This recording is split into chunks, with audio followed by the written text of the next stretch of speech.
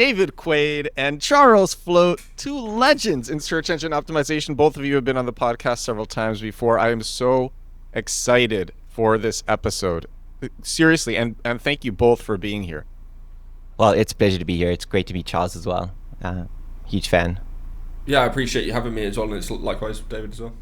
Charles, I'm a huge fan. Actually, yesterday I made a video and like an Instagram Reel TikTok about something that you posted about how manual actions are becoming permanent. And then Gagan Gotra, another friend of the podcast, chimed in and said that he has been seeing that as well. So several people are seeing, and then someone told me over DM, I'm getting the same thing. Manual actions are like permanent. We're doing reconsideration requests left and right. They're getting banned. They're getting blocked. I did see your post, actually, now that you gave me the title. I did see your short version of the post yesterday, and it did ring a bell because a number of people have come to me with like seemingly permanent dropped in traffic. So I think at least 6 people in the last week, which is really, really high. So yeah, we've been seeing a lot of even some of the bigger corporate kind of clients and things that normally potentially, or you would at least think there would be some prioritization around potentially, like publicly traded companies and things like that from Google's end, at least, just maybe even from like a liability standpoint, to be fair, from Google's end. But even they're seeing the same thing, right? Like their assets and stuff are still just, they're getting reconsideration requests rejected after rejected after rejection. And it's, at some point, it's like, what do we do now? Because we had an example of, I think it was one site had 250,000 pages or something. They deleted half of them. And like they still just didn't get an approval. So they're like, at this point, what do we do? Do we just like ignore SEO traffic, or like bring all the other pages back, or like how do we go from here? And they were still doing pretty well on Bing. So I was like, maybe we could just look at alternative search engines and just push your main brand traffic through socials and stuff instead. I wrote a blog post about 18 months ago. When I say I wrote a blog post, I mean I wrote a blog post. No one read it. But I was positing that maybe like this idea that we've had for the last 26 years, right? That companies have like a single branded account like cola.com or whatever. I think that's a dangerous idea given how much traffic people get. And I think there's this like weird space where like a lot of companies like to they pretend they don't get that much traffic from Google. Google accounts for like somewhere like 70% of all sales. Just look at like how Google's advertising has destroyed every other advertising platform, right? So the number of companies, like I worked at a tech company for 6 years. I had 3 CMOs who hated Google, and they, to the board and the leadership team, they'd be like, oh, Google's amazing. Dave will do great SEO work. And then to me, they'll be like, I'm pulling your budget. I hate Google. Google's going to be gone next year. And this was like 12 years ago, right? And it's like, I think companies like to pretend that they're getting traffic from LLMs or social media or whatever the next shiny thing is, but they get so much from Google. And I'm like, having a single domain is such a risky strategy. I worry about it. I've seen it firsthand, right? With I don't know if you guys remember, there was like a kind of purge a couple of years ago, and Jackie Chow was one of the biggest kind of recipients of said purge, when a bunch of YouTubers and Twitter SEOs who, to be fair, were like sharing screenshots of the exact domains they were doing things on and stuff, right? Like they ended up getting their entire accounts just wiped out. Like every domain in GSC hit. Some domains, as an example, I think it was Kazra Dash, he had something like 600 domains in his GSC, all de-indexed. Some of them didn't have websites on them. They were just plain like HTML domains and like holding parking pages and things like that, and they still got hit. So obviously there's definitely some guilty by association verdict that you can get as a result of having them in the same GSC and across the same domain. Yeah, I was talking to someone yesterday, really nice guy. I actually think he can do SEO. He's pretty smart. There's a lot of companies that are effectively SEO companies. If you're getting 100% of your leads from your website and you've a 7,000 page website, you're an SEO. If you're relying on other SEOs, you're in trouble because the breadth of knowledge varies, right? There's just no standard. And I gave him the same advice that I gave people 15 years ago. And I said, look, you need to be an SEO. Even if you're not doing it, you need to be a certain level of SEO. And I said, like, if you're getting this much business, and he's doing really well, like he's built a lovely, fantastic business online. And it's not something you would normally think. It's not like he's not doing like affiliate. It's like a real business, but he's getting all his leads from this site. I was like, why would you have one storefront that's this vulnerable. Like, you need to have more than one domain. And that goes back to my other idea, like keyword in domain or exact match domain. Like, go build them. If you're like selling load balancers, why would you have a domain that doesn't match a load balancer? Clearly, people looking for load balancers don't care about brands. So why do you? Go build like a exact match domain. This method of marketing is so effective, I had to make sure it wasn't against Google's rules before I kept doing it. It's a form of SEO I call compact keywords. Whereas most SEO focuses on putting up articles to answer questions how, what, when, compact keywords focuses on putting up dozens of pages that sell to searchers who are actually looking to buy. These pages rank on Google and convert so much better than normal that when I discovered this years ago, I couldn't believe this was allowed. It's less work too. The average compact keywords page is only 415 words. Compact Keywords is a 13-hour deep course on getting sales with SEO. A customer recently said, "Each lesson is dense with information. You're giving years worth of experience boiled down into 15 to 30-minute lessons with no filler or fluff. I feel like I'm gaining a new superpower." Compact Keywords is about setting up an SEO funnel that brings you sales for years and years and years. It works with AI, it's less work than traditional SEO, and it makes way more money. You can get it now at compactkeywords.com. Back to the podcast. David, I got to say, that's an interesting take coming from you, because you are always talking about PageRank and authority. But if you're making multiple domains, now you are spreading your efforts, your link building efforts across multiple properties. And so it's a bit harder to go after the most high traffic keywords because you're spreading your efforts. Absolutely. So at Kemp, we built two domains that were fundamentally important. freeloadbalancer.com, which is still alive, and it still ranks first. Kemp and then Progress rank 7th and 8th. We also built exchangeloadbalancer.com. And so what you're doing is you're going to fit into a very narrow niche, right? You're going to rank first and second for keywords that cost like $140 each. You can also use that to reduce your paid search. If you can move from like a 5 out of 10 to an 8 out of 10 quality score, or even a 10 out of 10 quality score, you're going to bring your CPC down by 40 to 60%. That's phenomenal. If you're spending $100,000 a month, that's phenomenal. That'll pay for like a whole SEO team, right? So that's one reason for doing it. The second is, if you've got the ability to get one domain up in terms of like acquiring authority, for however you do it, then you can do it for 2 other domains. You can also use your existing parent domain to lift those 2 EMD domains, right? So obviously Google said exact match domain, we're nixing it. It's not as automatic as it used to be. That's true, but Google still has no way to associate a brand with a domain name other than the keyword matches, right? And it does the same in paid search, right?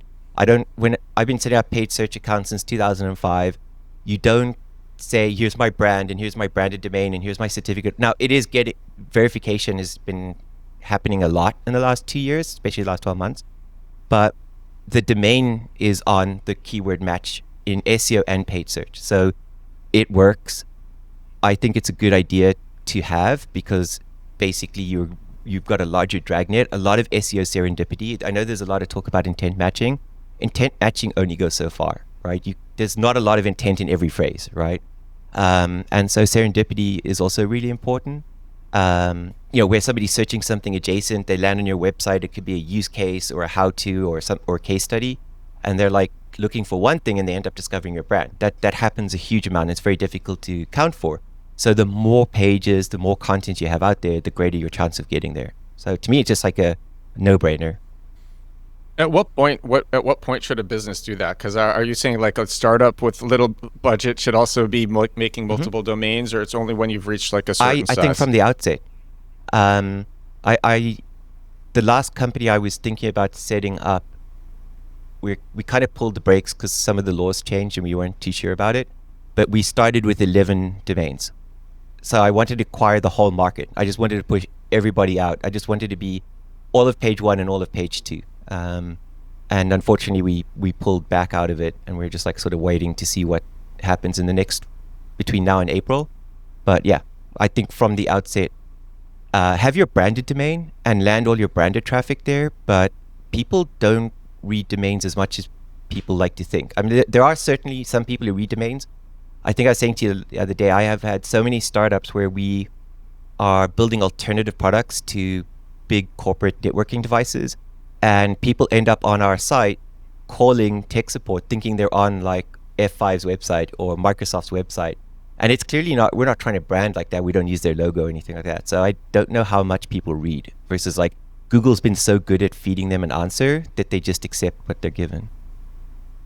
I agree with that take, except I would say do it with YouTube and Instagram, where you're building up your brand on these platforms, which also YouTube now gets more citations in ChatGPT in AI search than Reddit. So I think actually I actually wanted to ask you guys about Reddit SEO, because both of you are very familiar with Reddit SEO, and I wanted to ask, is it worth investing in 2026?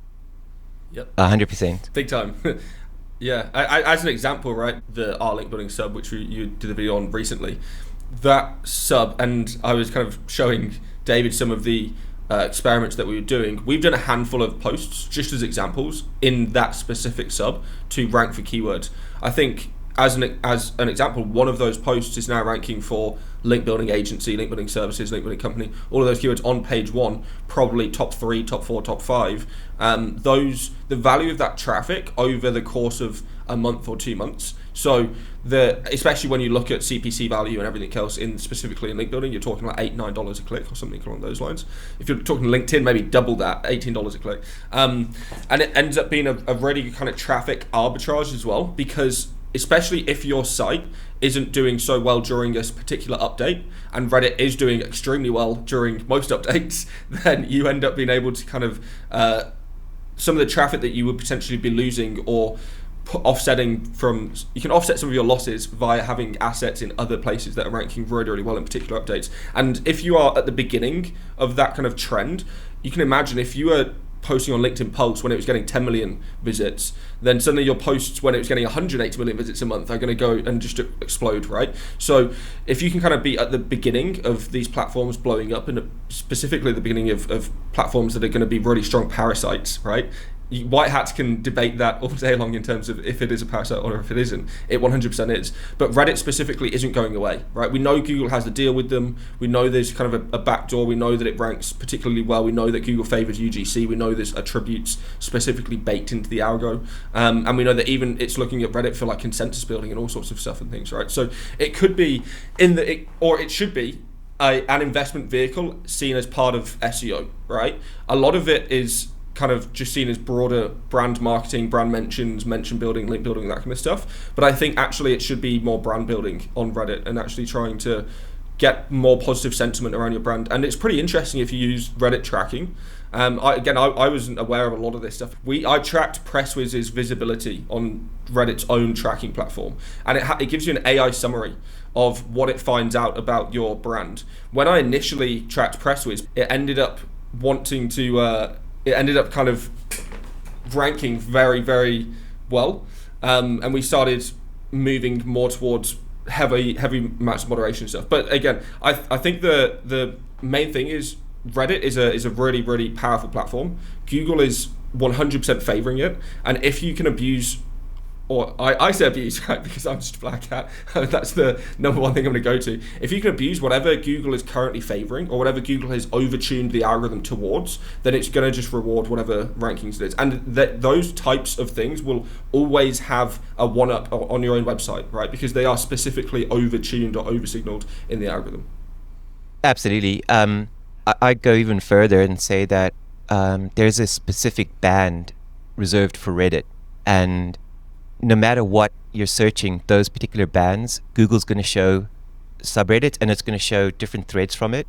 It's interesting that a lot of them are actually age-based, and that's down to pure page rank. So whenever people talk about like freshness, which I think is problematic as a question, and it's been an age-old question. It's like one of the first questions that Matt Cutts asked years ago, and I'm that generation that grew up with him. If you look at the subreddits that are returned, it's usually the ones that got the slug first, right? So basically, if you wanted to rank for how to link build, right, or how to do PR, the first slug that gets it blocks every other slug. It's just basic page rank where the slug from the domain blocks other matching slugs. And so that's why older ones tend to rank. But when you do a search and you see that huge YouTube band, and then you see the Reddit band, and if you go to Ireland, it shows boards.ie, and if you go to the UK, it shows other forums, that's not going to go away anytime soon. I think people see that as like anonymous peer level advice, and they really like that because like it's a certain level of expertise. I think a lot of content that you see on blogs and so on, the content's geared towards making it sound complicated, or it's geared towards like, here's what an overview of the problem, but you have to buy the solution from us, right? Whereas forums are people sort of like giving hacks, right? They're generally your peers who want to help you out, and I think that's really important. And I think it's a white hat. I think I call it co-ranking instead of parasitic SEO. I think it's been done for a very long time. I'm not like a purist or anything. I don't care one way or the other. But I think it's, if Google, if you start a subreddit, if you start a thread on Reddit and Google ranks it, then that's how Google works. That's by design, right? It's no different to gaming search than if you write a blog post, I think, right? Sometimes I see like my X posts ranking, or I see my Blue Sky posts ranking, and I'm like, okay, that's Google's just picked that for whatever reason. So yeah, I think it's fair game. I don't think it's a black hat. I think it's parasite SEO when you're anonymous, when you don't admit to being who you are. I've also actually seen Reddit ranking in multiple positions in the SERP as well. So that's something that I kind of recently have been seeing more and more. It's mostly because of SERP features, but you end up, especially if Reddit has the #1 organic result, you then end up seeing that potentially further down the page there's a user discussions and forum SERP feature, and it normally has more subreddits there, and then potentially you could go even further down and it can get picked up in like news and trending and all sorts of different other SERP features as well. So I've seen in certain SERPs Reddit ranking in 3 different positions on page 1, right? So you can't really do that with your own website very many times, at least. Definitely not. I see a lot of people as well who, it's difficult building authority on your own page, so you can actually write an article on Reddit and rank. And I think Reddit is going to stay as important. I think some people, when Dig came out, Dig looked pretty popular, but I think SEOs ruined it. I don't know. We tried. What they did is every SEO like myself who went on X or other platforms and talked about how it's this amazing opportunity, they banned all of us. They banned our communities. They banned the SEO community on Dig. They started just banning any post that was related to SEO. Dig went hard on a crackdown. And don't forget, I don't know if you know this, David, Dig was relaunched with Alexis Ohanian, one of the co-founders of Reddit. I think they are extremely poised to take market share away from Reddit. I don't see how they're not. Potentially, if they can rank and if they can get into that like sort of forum spot, but I think they're going to have to show that they've got a handle on spam. That's always been Dig's biggest problem. I was a big Dig user in the early 2000s, 1990s. I loved that site, but mainly for link building and bookmarking, which is the same thing, really. Yeah, social bookmarks. What are the 2 biggest problems you guys see in the SEO community today? The 2 biggest problems. I think misinformation. It's so rampant. It's almost hysterical. First of all, there's so many tribes. Like I saw a discussion on LinkedIn where someone was saying like tech SEO is so important that it's more important than PageRank. And I ended up having a debate with a guy, and he was trying to argue that like if you have he just jumped from one hypothetical to another hypothetical, which is like, you're now trying to fit a solution into a problem. And they were trying to say that like if you have a site that's 1 million pages and 400,000 pages become unpublished, only tech SEO can fix it. And I'm like, if you have a car engine and 2 spark plugs go and you go from 40 miles a gallon to 20 miles a gallon, you replace the spark plugs, you can't say you've doubled the fuel energy consumption of the car, right? You just got it back to where it was.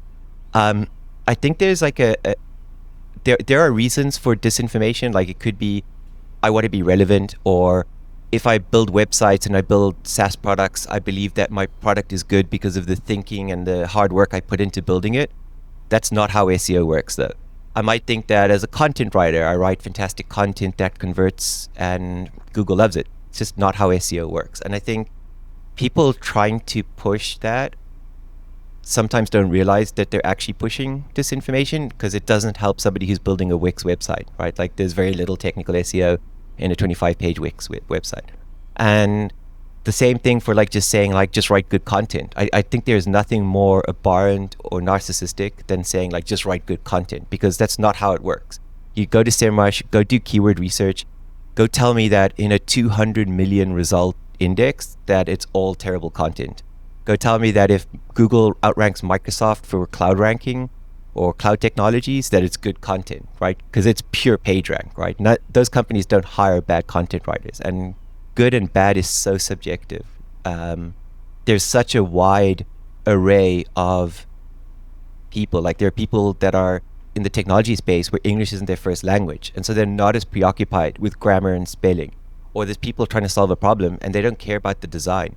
I think LLMs are going to change that, right? Like, for example, going back to the exact match domain name, if you're building a generic keyword domain, but the generic keyword domain talks about your brand, when you're in an LLM, that's no different than the LLM taking the content from your branded domain. So if you're selling Acme skateboards and you sell it from skateboards.com and it starts talking about Acme skateboards, your follow-up is going to be Acme skateboards, which now brings you on seamlessly to the branded domain. Or if you do a follow-up Google search, you'll end up on acmeskateboards.com. So I think the design and quality, because LLMs will automatically fix typos and spelling mistakes, I think that's going to become less and less important. And so that's why I think it's important to focus on the truth of SEO, right? I would agree, to be fair. There's definitely a massive amount of tribalism in SEO. I think that's just natural human nature, to be fair.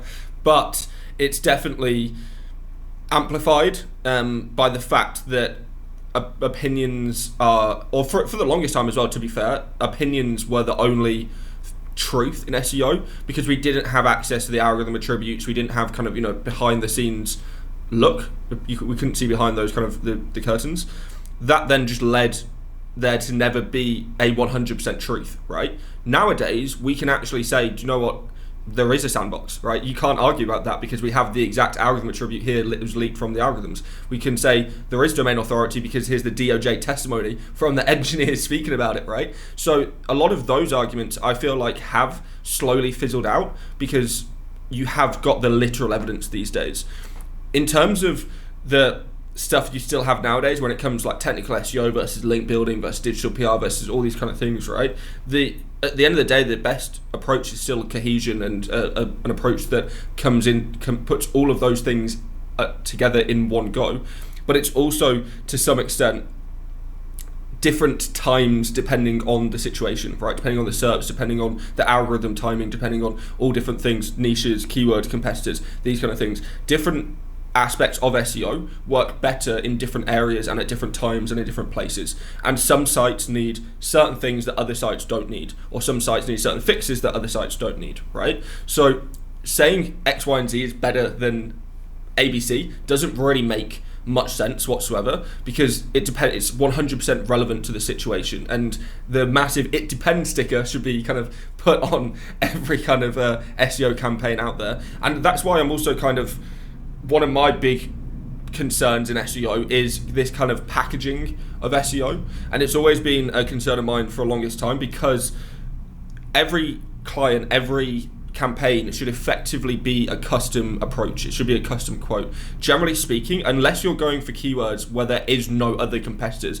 you are the person who created fidget spinners. So there is nobody else with fidgetspinners.com because they don't exist yet, right? That doesn't happen the majority of the time. So you're going to go into an industry, you're going to go into a SERP, you're going into a niche that requires some sort of a custom approach to get the best result. So I tend to I'm totally fine with there being fixed rates, and then you can apply credits from that fixed rate depending on what the client needs. But I don't like, you pay $500 a month and you get 3 blog posts and you get 2 links and you get this, because each client doesn't need that, and that's also what generally leads to a lot of clients disliking SEO agencies, because they pay these fees, don't get any results, or in fact sometimes get negative results, and then end up making it a really hard time for any future agency or future freelancer or consultant to actually work with that client because they feel burned. So that kind of packagization, and also the cowboys in SEO, to be fair, to some extent, are a really big issue. And that has been the case for a long time because of the kind of black box in SEO. There's no, to some extent, you can't do guaranteed KPIs and things like that and stuff. You can, but you can't. You know, there's like the whole kind of approach to it and things. That allows there to be SEO contracts and things where you don't necessarily have to put anything on the plate, which can kind of give you backlash. The secondary point, I think, is the community. I think it's just, in terms of the tribalization, it then leads to a divide in SEO, right? And I really dislike this SEO divide. I think it should just be SEOs versus Google, and that's basically it. I don't think there should be arguments. I think there should be debates, right? I think we should be debating the differences and opinions and findings and research and that kind of stuff. And it should be a research first mentality and less so based on your theorization, more so based on your evidence based facts and practice. But I've had it at conferences where people have come up to me and like tried to attack me and all sorts of crazy stuff at conferences and things, right? That is purely because of like this crazy propaganda and like this insane amount of divide in SEO, and I think that is a really big issue, and it also causes a lot of problems for new people who come into SEO because they feel like they have to pick a side a lot of the time, and if they don't pick a side then they can't approach certain people, or if they do pick a side then they can't approach certain people. Well, that's pretty off-putting for certain people that are just coming into the SEO industry. And as we're moving into this AI SEO industry, as David was just saying, we're blowing up. There's more demand ever. There's more people joining ever. Let's not off-put everybody who's just walking through the doors, right? Let's try and welcome them with kind of open arms. I 100% agree with everything Charles said. I mean, this idea of packages where you get keyword research, 3 or 4 or 5 blog posts a month, untailored, it doesn't match the environment, because the environment is so important. It's a system, not a checklist. So I call it the everything SEO bagel, where people are like, here's 100 things. There's someone was saying on Reddit the other day, like, it's taking longer and longer to edit a page. I'm like, a page just remains a document name, a page title, and whatever text you want to write. And that's it. You're not getting brownie points for anything else. Maybe an image will help people stick. Maybe it won't, right? Maybe 2,000 words will scare people off. Maybe people have time in the day these days to read 2,000 words. Maybe they're trust fund kids or something. I don't know. But I think the point of observation is a problem, right? So typically web devs who are, a web dev in America costs like $180,000 a year, right? So they're not working on a landscaper website or a plumber's website. So they're working on websites in big companies or well-funded tech companies that also have a lot of PR, right?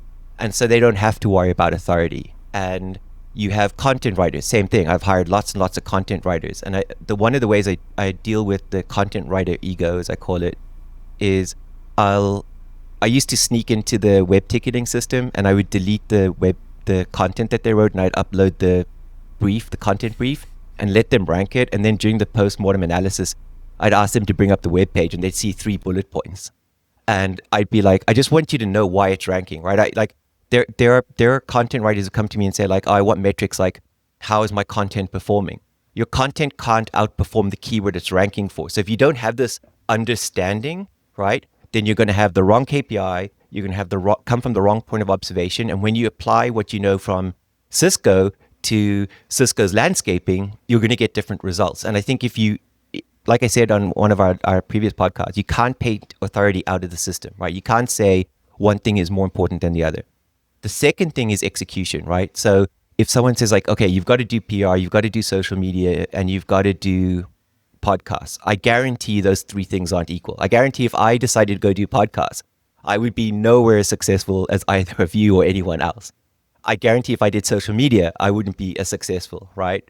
I'm pretty sure if someone does PR for SEO, no one's going to be better than Charles or Jackie, for example, right? Because they know how to execute. It's like when people talk about like, oh, I wonder if PageRank and backlinks are still important. When Julian did invented his own penalty, right? and he did it live on YouTube and on X, he didn't go like, oh, I wonder if backlinks are important. He got 1,000 pages indexed and ranking in 10 minutes. He didn't put schema into the pages. He didn't put author bios. There was no pretense about right? He was just like, I'm just lining this up and I'm just playing the algorithm and giving it the exact variables. It's kind of like people keep saying you have to wait 3 to 6 months. The Google SEO starter guide says like it could take 12 months to show results. There's no time in the algorithm, right? Time doesn't make your content better, just like making it faster doesn't make it better, right? If you're delivering a payday scam and you make that site faster, it's still a payday scam, right? So I think execution, observation, and understanding of authority in the system, if you get those 3 things, you're on your way. Maybe we should make a t-shirt about that. So the things that SEOs need to be focusing on. Charles, I'll let you go. So I would, yeah. Sorry, I'm just trying to think as well because there's a lot of things that SEOs should be focusing on. To be fair, in terms of 2026, we're moving more and more closer to AI overviews, AI mode, whatever is going to be the kind of more default. I think right now it's between 13 and 22%, depending on the geo and keywords and categories and all that kind of stuff, right? The AI overviews are showing up for. Certain niches like casino and stuff like that, it's really small numbers. But as we do move towards that AI default or the AI mode, AI overview default, that is going to be essentially not replacing the blue links, but at least massively taking up most of the space there, most of the click volume, we're going to see a lot more change. And I think the focus is still more arguing about the change than actually moving into that change. And I also see the divides happening again, right? It's the same SEO people repeating the exact same stuff that we've happened for the last 20 years. So I would really like to see people just start testing things, and that means at this point setting up some test domains, right? Going and buying a couple of domains for $12, $15, buying some $1 hosting, that kind of stuff, sticking them on Cloudflare, and just start testing some things, especially for AI overviews, testing chunking, testing snippets, testing answer capsules. There's a bunch of stuff with image optimization now where they can actually take in and compress images and feed that and analyze them, all sorts of different bits and pieces. People have actually, I don't know if you've seen that, they've been like prompt injection hacking via images. Like there's like hidden prompt injection inside of images so that when the AI analyze the image, it comes back and spits out even more crazy stuff.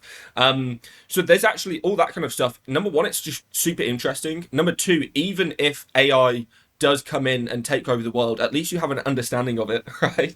And number three, because our industry is moving so much more towards this, and this is where the money is. If you are a white hat, realistically, the CMOs and the COOs and the CEOs of the biggest companies in the world are just moving budgets from SEO, from paid ads, from digital to AI SEO. They're all wanting to rank in ChatGPT right now. And some of the budgets are 2, 3 to 10 times higher than what was allocated to SEO in the past. So they're wanting to see results in those areas, even if they don't necessarily mean increases in revenue, increases in actual traditional KPIs. They just want to see surfacing, right? They just want to actually see you coming up in those results. So I would just like to see more testing, more people actually trying to go out and move into this new era, and less kind of debates around the era that we're moving into, because Google is forcing this, right? Like this is a ticking time bomb. It's not something that is a 50-50 at this point. It's going to happen eventually. So Charles, you said C-levels are moving budget from SEO to AI SEO.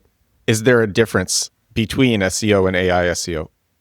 So I was talking to Kazra Dash about this yesterday as well, and we kind of came to the conclusion that right now, most of the AI models for the queries that companies care about, right? And this is the kind of caveat. Most of the queries that they care about are still the same queries that are in SEO. That if they want to rank for best CRM tools 3 years ago, they still want to show up for best CRM tools in ChatGPT, right? There's no difference between that. And then when you look at how the AI models, and to be fair, again, C-suite right now, it's just ChatGPT. That's all they really care about. They don't really care about the other models or Google AI overviews or anything. It's so kind of tunnel vision down ChatGPT that it's also quite easier to manipulate because of its big sourcing. Right. The specific keywords that they're trying to target almost all the time from our research is 98% to 99% from grounded queries. That basically means that they are queries that the AI has searched for and extracted information. They might have got information from their training dates. They might have got information from your personalization, from memory, all sorts of things as well. But they are doing a grounded search and pulling information from pages that they found from that grounded search. So as a result of that, the bare minimum that you have to do is come up in that search, right? So you need to at least be showing in the search field to then be actually get ingested into the AI. So the very first thing you'll ever have to do is SEO, right? To get into AI SEO. Is it the same thing after the fact? So when it's actually picked up your page and it's starting to ingest it and it's deciding, okay, we have 18 pages here. Of these 18 pages, which ones am I going to use to build the consensus for the output? Which ones am I going to mention? Which ones am I going to quote? Which ones am I going to use as a source? That is the difference, right? But that's literally right now, that's 5% of the job. And again, a lot of the time, it's the exact same pages that they're trying to pull in because it's consensus. All they're looking for is consensus amongst those sources. So if you have the same or similar content, the same entities, the same repetitive behaviors, all the other pages, it's going to very likely pick your page as well. And sometimes, because there's an element of randomness to the surfacing, you end up with those pages actually, sometimes your page will get sourced, sometimes it won't because of that randomness anyway. And there is some prioritization. As an example, ChatGPT and OpenAI have a partnership with a bunch of news organizations. Those news sites do get priority over basically every other website on the internet, right? There's very likely some weighting going on with the sources behind the scenes anyway. So they're probably more likely to choose Forbes.com over my knitting blog by Sarah.com, right? So there's definitely still some weighting going on behind the scenes, and it's all just very similar overlap. That's the thing. It's kind of similar techniques, similar strategy, similar everything, but just slightly adjusted depending on the model, depending on the situation. But again, it's all just ChatGPT right now, which is basically Bing grounding into consensus. And again, that's just the same SEO techniques we were using for the last 10, 12 years anyway. I just want to dovetail with what Charles said and completely in, when I was at this company here, the co-founder who was my interim CMO between the other CMOs, he was a great guy to work for. I met him the night before my wedding in 2010. And I said to him, he said, I've just flown from the US and I was told I have to come talk to you. And I was like, okay, well, you've got half an hour, but you're going to have to cross the road. So he had to walk through the mud to get to my office. And I became a consultant. Then I became head of marketing at the company. It was fantastic. That's how we moved from Ireland to the US. That was like 2010 in December. And one of the brainwaves I had is I thought to myself, what if people want to host Microsoft Exchange in AWS? And we were ranking for Microsoft Exchange, but not AWS. And I came to Peter and I said, look, I've got this idea and I've got this fantastic writer who's actually VP of infrastructure at one of the world's largest banks. And he said he'll write this content for me. He's like, and this is the most stupid idea. We're tied to Microsoft. I don't want to see this anywhere near my website. So okay, fine. Loud and clear. So I went off and bought another website and put it on there. And so that's where we got Exchange Load Balancer. And it's funny, whenever I work at companies and I start talking about building these side domains or satellite domains or Glow Mars projects or whatever, everyone's hesitant and they're like, what if the CEO sees it and the design team's not going to like it in product? And what we did is I found a WordPress theme for $40. I showed it to the head of the web team. I was like, hey, do you love or hate this? And he was like, I don't have time for it. I'm like, well, look, I've got a WordPress guy. He'll build it for us for free. He's like, okay, go for it. So we put the WordPress theme on, we put the same Kemp logo on it, made it look the same thing, and got it ranking, and I just forgot about it. And then 9 months later, it turned out that Amazon had standardized on Microsoft Exchange Server back in 1999. And when Microsoft moved Exchange into the cloud, into their own hosting, because of AWS and Azure and because of the rivalry between Microsoft and Amazon, they couldn't move hosting. And they had to build their hosting on their own Amazon servers. And the only resource on the internet was this guide to how to host Exchange Server. And they became $250,000 a year ARR revenue customer for us. So exactly what Charles said, go out and experiment. It costs $12. And if you haven't bought a domain before and go to GoDaddy, it's like 1 cent, right? Plus charges, fees, taxes, resort costs, whatever, right? They pile on top of it. go build a domain name. Google is not watching your every move. It doesn't care if you're building test sites. It just go and build and see what happens for yourself. Don't take what someone else tells you at face value. Go and prove it for yourself. You can prove all these things, right? And do it. Just it doesn't cost that much money. And it could be $1 million idea. You can use AI to make it Absolutely. to make projects these days anyway. Absolutely. Yeah, it's so cheap. I have a client in Thailand that's been using AI to make loads of little satellite sites, and he's like using age domains and all sorts of stuff for it. But it's actually, number one, the sites look better than his main website did previously, to be fair, because his site is from 12, 14, 15 years ago. And they are faster, they're cleaner, they rank better, they're across the board, they're easier to do, their CTAs are higher up on the page, all those kind of things, right? And if he wants to change them, he just asks the AI to change it and it uploads it. That's it. So again, I think we're moving more and more towards AI evolving SEO as well. And I think a lot of people, even if you're not testing the results that you get, test AI's capabilities. Go and start vibe coding some stuff. I've seen you, Edward, have been smashing it with some of the vibe coding stuff, and it's been really interesting to kind of see some of the things. So I actually got an idea from you with the YouTube. Also, no, I think it was the GIFs in email profile pictures and things. Great, yeah. That was I got from you. Are you doing it? No, I haven't done it yet, but I sent it to one of my team on Slack the other day, and I was like, implement this tomorrow. And also, I don't know. Dude, it's crazy that companies don't do it. You can drop your logo into VO3 and it'll animate it, and then you turn that into a GIF and you put it into Google Workspace, or you put it into your Google account, and you're just getting higher open rates. The Google Ads team have been doing that for years. They all use animated GIFs. Have they? The contractors do, yeah. And you can actually verify your email on Gmail as well now, so you can get a blue tick on Gmail. Oh yeah. I saw that the other day from some emails. So we're going to start doing that as well now. Talking about AI sites, and another company, startup I was working for, and they were like, when I first met them, they had like 19 people in like their branded division, like social media, brand design. Their website cost like $1 million.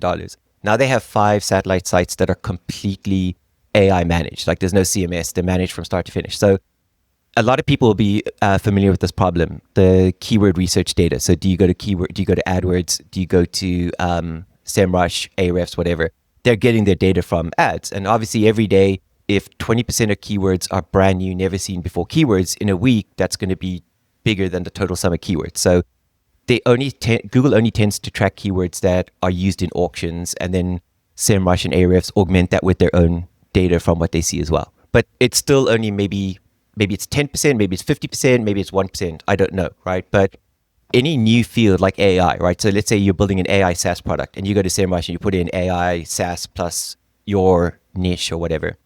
You're going to see keyword volumes like 10, 20, 30, and you're like, wait, this isn't enough. And that's just, it's not because no one's searching for it, it's because they don't know.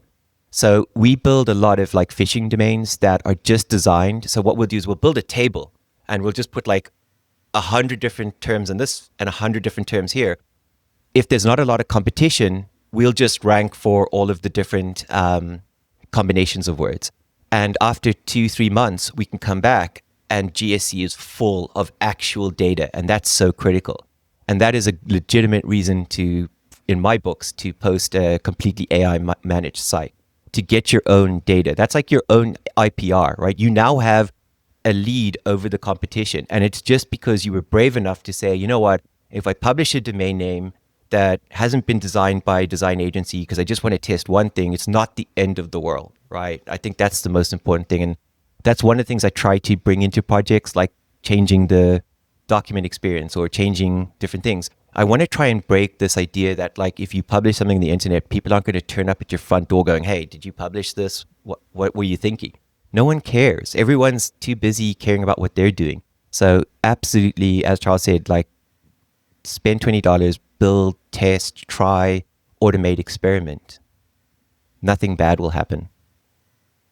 That's a super cool tactic. I want to know, and a novel one too. I want to know when you're doing something like that. So you're putting up, I guess, unreviewed AI content. Are you doing it in its own Google Search Console? So yeah, no. We I don't think Google like will. So first of all, the way these are orchestrated is there's a number of different bots. One bot writes the content, another bot reviews the content and applies a standard, and then there's like a third policeman bot who just make sure that they don't get caught in their own recursive loops and give up, right? And it's cursor driven. And there's a lot of frameworks and a huge prompt in terms of giving guidance, right? It's not like one of these prompts like you're a, SSL security expert for 20 years, that kind of rubbish. It's more like, here are words we don't use, here are how to avoid M dashes, here are, very specific things. We're not really writing the content to land people. They're not monetized. I don't think Google cares. They're not massive, like 700 pages, right? These are like 15, 20 pages of content. They're just out there to collect keywords. So if they get shot down, who cares? But I don't think they show on Google's radar. We only need to link to it from one domain. It's, we're really just trying to get close to page one for like impression volume data, right? That's all we want. We just want a clue about the variations of keywords that people are typing in. So we can say, look, these 20 are our cluster. So no, I don't think there's any need to put them in its own GSC. I don't think Google will just go like every single domain name. Because like, for example, if you use SEMrush and you connect Search Console, you're going to use one of their Gmail accounts, which could be in 500 other Search Consoles. So I don't think we're that level of like PBN building or machine scaled content that we would, sort of like flag anything. Are you linking to it from one of your own money sites, or are you just doing link building for it? Absolutely. Like I said, these are like, I work in B2B SaaS. It's very under the radar. We're not doing payday loans or credit card advice. So never had a problem with it. It's a cool tactic. I wanna ask both of you, because Charles, you have the link building subreddit and you have a link acquisition company. And David, we've talked about link building a lot on this show and about PageRank. So just cool link acquisition stories that both of you have, just like fun stories, like, oh man, that was crazy. And it got like amazing results. And it could be from other people too, yourself or other people. I have a horror story from today, if you'd like one. To be fair, Yeah. We sold a link from a publisher. I had a client email me today and basically say, look, we've got this email from the website. They're saying your link is live, but we haven't received payment for the link, and we need if we don't receive payment within 24 hours, we're going to delete the link, right? And then here's the PayPal email address, something along those lines. Turns out the email is a scammer.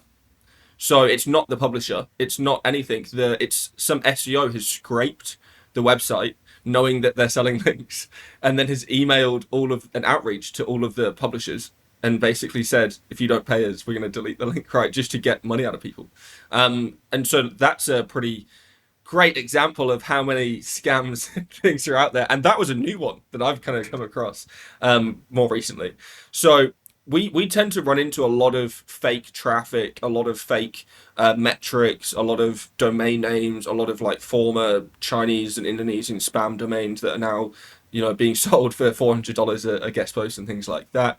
So there's a lot of horror stories in SEO. In terms of more bright-sided, fun acquisition stories and things, we've done some campaigns which have resulted in really interesting links before. So we've worked on a couple campaigns where we didn't even expect to get links from out of certain websites. We didn't expect to get results out of certain projects and things. As an example, I'm trying to de-niche this, but we built a pretty large digital PR style campaign with a bunch of linkable assets. And the idea was that we were just creating like statistics pages, number of pages, fact pages, with the idea that over the course of the next couple of years, we're going to attract a bunch of natural links to the pages. I looked at the incoming links on GSC, and we had a bunch of .edu links. And I was like, what? How can we've got all these .edu links on this site? So I go through, I look at some of the links, and our like numbers and statistics pages had been referenced in university course material. So like a professor had created an online university course and was actually linking to our like statistics pages and things like that. We'd use like AI to make all these pages, most of them with, right? But that was a pretty cool thing that I thought that, it kind of got back to like some, I think he was a criminology professor or something like that, and he had like, my gosh, yeah, it was a pretty interesting. Oh no, I know, yeah, which is even more interesting. But no, it was cool. It was a cybersecurity kind of niche, so that was why it was criminology. But that was one of the more interesting ones. We've also run into stories before where I've ended up speaking to people who are editors or they're journalists or something like that at one company, and then they're like, "Oh, by the way, you know, I write for this company, this company, this company, this company, this company, this company, this company," and I'm like, "Oh, do you now? Well, I'd like all of them, please." So you actually run into people with pretty crazy connections and stuff as soon as you open that network. Can you also explain your company PressWhizz and how it works? Yeah, so we've been we basically I didn't found PressWhizz, right? So I'm CMO and I own equity in PressWhizz, and I'm one of the major equity owners in PressWhizz. The two owners and founders of PressWhizz, who originally came and approached me to invest in it, they are Black Hat affiliates and agency owners and former professional Counter-Strike players. Right, so they actually used to play Counter-Strike professionally before going into Black Hat marketing, as is the transition for everybody, right? So they were buying links off a bunch of different services, a bunch of different marketplaces. You probably know a lot of them, both of you guys. And essentially, they were running into the same issues that a lot of people were running into. They were waiting 4, 5, 6 weeks for a guest post link to go live, which is just absolutely absurd, especially if you're trying to do campaigns around like newsjacking or launch jacking or anything that's current and relevant. You need links to be going live tomorrow or next week, something, not, in 6 weeks' time. And the markups were just insane. So they were like 200%, 300%, 400%. Versus what the actual publisher is charging them. So they decided, you know what, we can do this ourselves. We'll build our own link building team and then massively overproduced capacity for said link building team. And we're like, let's actually build our own link building marketplace as a result of that. So I got onboarded a few months after they were starting it. And I was like, if we're going to do this, we need to be completely different to every other link building marketplace that has already been out there, and B, we need to have the tools and features that every SEO has been asking all the marketplaces for the last forever. So the first thing that we did was we built a search engine inside of our own platform. So we index currently 350 million pages every single day. So we index and crawl 350 million pages a day on our own search engine, and it allows you to effectively search and find pages that you can build links from, right? And people do that for all sorts of different reasons and things and stuff, but it allows you to find pages that have got the exact keyword you are looking to get exact match topical relevancy from. From there, we started doing like competitive backlink research built into the platform, so you don't need Ahrefs. We have domain blacklisting, so that you automatically shows you if you've already got domains in the marketplace pointing at your website, do follow or no follow. We're adding in an AI tool suite. We're doing free webinars and training. We're doing free conferences and events for people, running masterminds. And yeah, we've also started doing a managed service, which is basically, again, I wanted to try and make it so that we were separating ourselves from the rest of the market. So when you do a managed service, we don't charge you any management fee. You just spend a minimum of $5,000 a month, and we manage everything for you for no additional fee. So you just pay for your links, that's it, and we manage everything else for you in-house. So it's been growing fantastically. I think we can officially say we're now like the fastest growing link building company of all time. We just signed contracts with some of the biggest crypto exchanges in the world. I think 3 or 4 of the top 10 biggest crypto exchanges in the world we're now running link building for. And we're also doing it for most of the biggest iGaming clients in the world as well.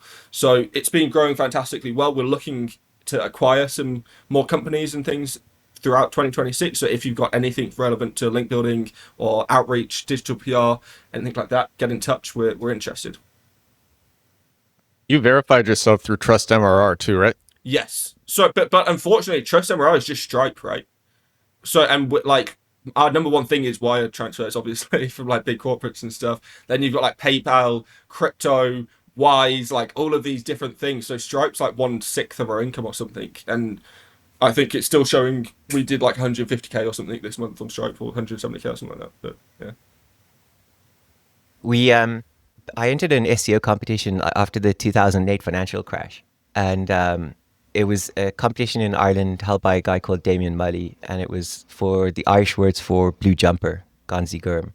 And Gonzi Gurm is also like the nickname for the Leinster rugby team because they wear blue jumper. And blue jumper in Irish was not a popular word on the internet. I think I did some keyword research. There were like 59 pages across the entire web in 2008-9 with Gonzi Gurm on it.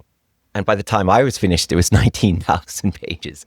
And one of the things I did is I wrote a press release, and I was like, I need to be careful that like if someone picks up this press release. So I wrote this, I created a whole story about a family who built a woolen mill, because like there used to be woolen mills all over Ireland, who only made blue jumpers. And it was like the family dream to restore the old woolen mill from the 1700s. And they were going to invest €2 billion in building a blue jumper factory in Limerick, right, in the city I live in. And I just filled it with acronyms to like the union was like this like industrial workers union called, the acronym was I have no job. And the test center was, I named it after one of the Dell centers, because Dell used to have a huge factory presence in Limerick as well. And it was called like the European Engineering Instrumentation and Jumper Test, which spells EJIT. And sure enough, I came into work one morning and the local radio station had picked up the press release and they rang me live from the radio asking about like these 1,600 jobs in this EJIT factory that only made blue jumpers. And I was like, did anyone read this before you decided to like make a live gig out of it? And it ended up in a newspaper. And it was just I just needed a link. And it was a free PR service. And, you know, those are the things you could get away with back then. It was like, and then the second funny link, I ended up giving a presentation for Microsoft in Dublin about SEO. And I'd written the entire slide deck with examples of Bing. It was just after they'd built Bing. And apparently during the entire hour-long presentation, I just referred to Google. But the presentation actually ended up on Microsoft.com with a link to my SEO site, which was pretty cool. And yeah, it actually did have a big impact on my rankings. So link everything. Awesome. That's awesome. What are some SEO techniques that aren't worth it? That's a good question. What are like popular ones especially? There's a bunch of stuff like around meta tags and stuff that people still try and do and things, even when it comes to schema and meta tags and a bunch of other bits and pieces, just in terms of like stuffing and things. And I tend to find actually it just leads to over optimization, if anything. And Google tends to, imagine if you, as an example, I had a consulting client a few weeks ago, and he basically built an SOP of you need to have your entities matched from Surfer into your content, right? So it's like 58 out of 72 recommended entities, whatever, in your content. But then from there, you also need to have a percentage of those entities in your schema as well. So he was then basically putting, let's say, 52 copies of this keyword on his page. Then he was also doing another 20 inside the schema as well. So if you went into the source code of the site and you put in the exact match query, it comes up with like 82 different variations of the same query. That's going to lead to massive over optimization issues, and people don't really seem to take that into account that much.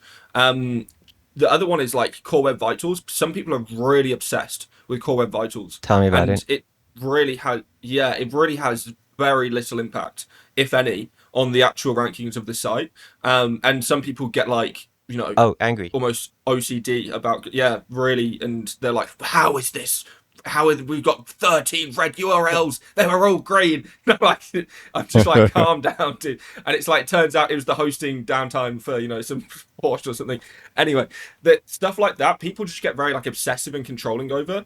And in general, it's things that tend to have very little impact or very little actual or very small signals in the algorithm's kind of grandiose scheme, right?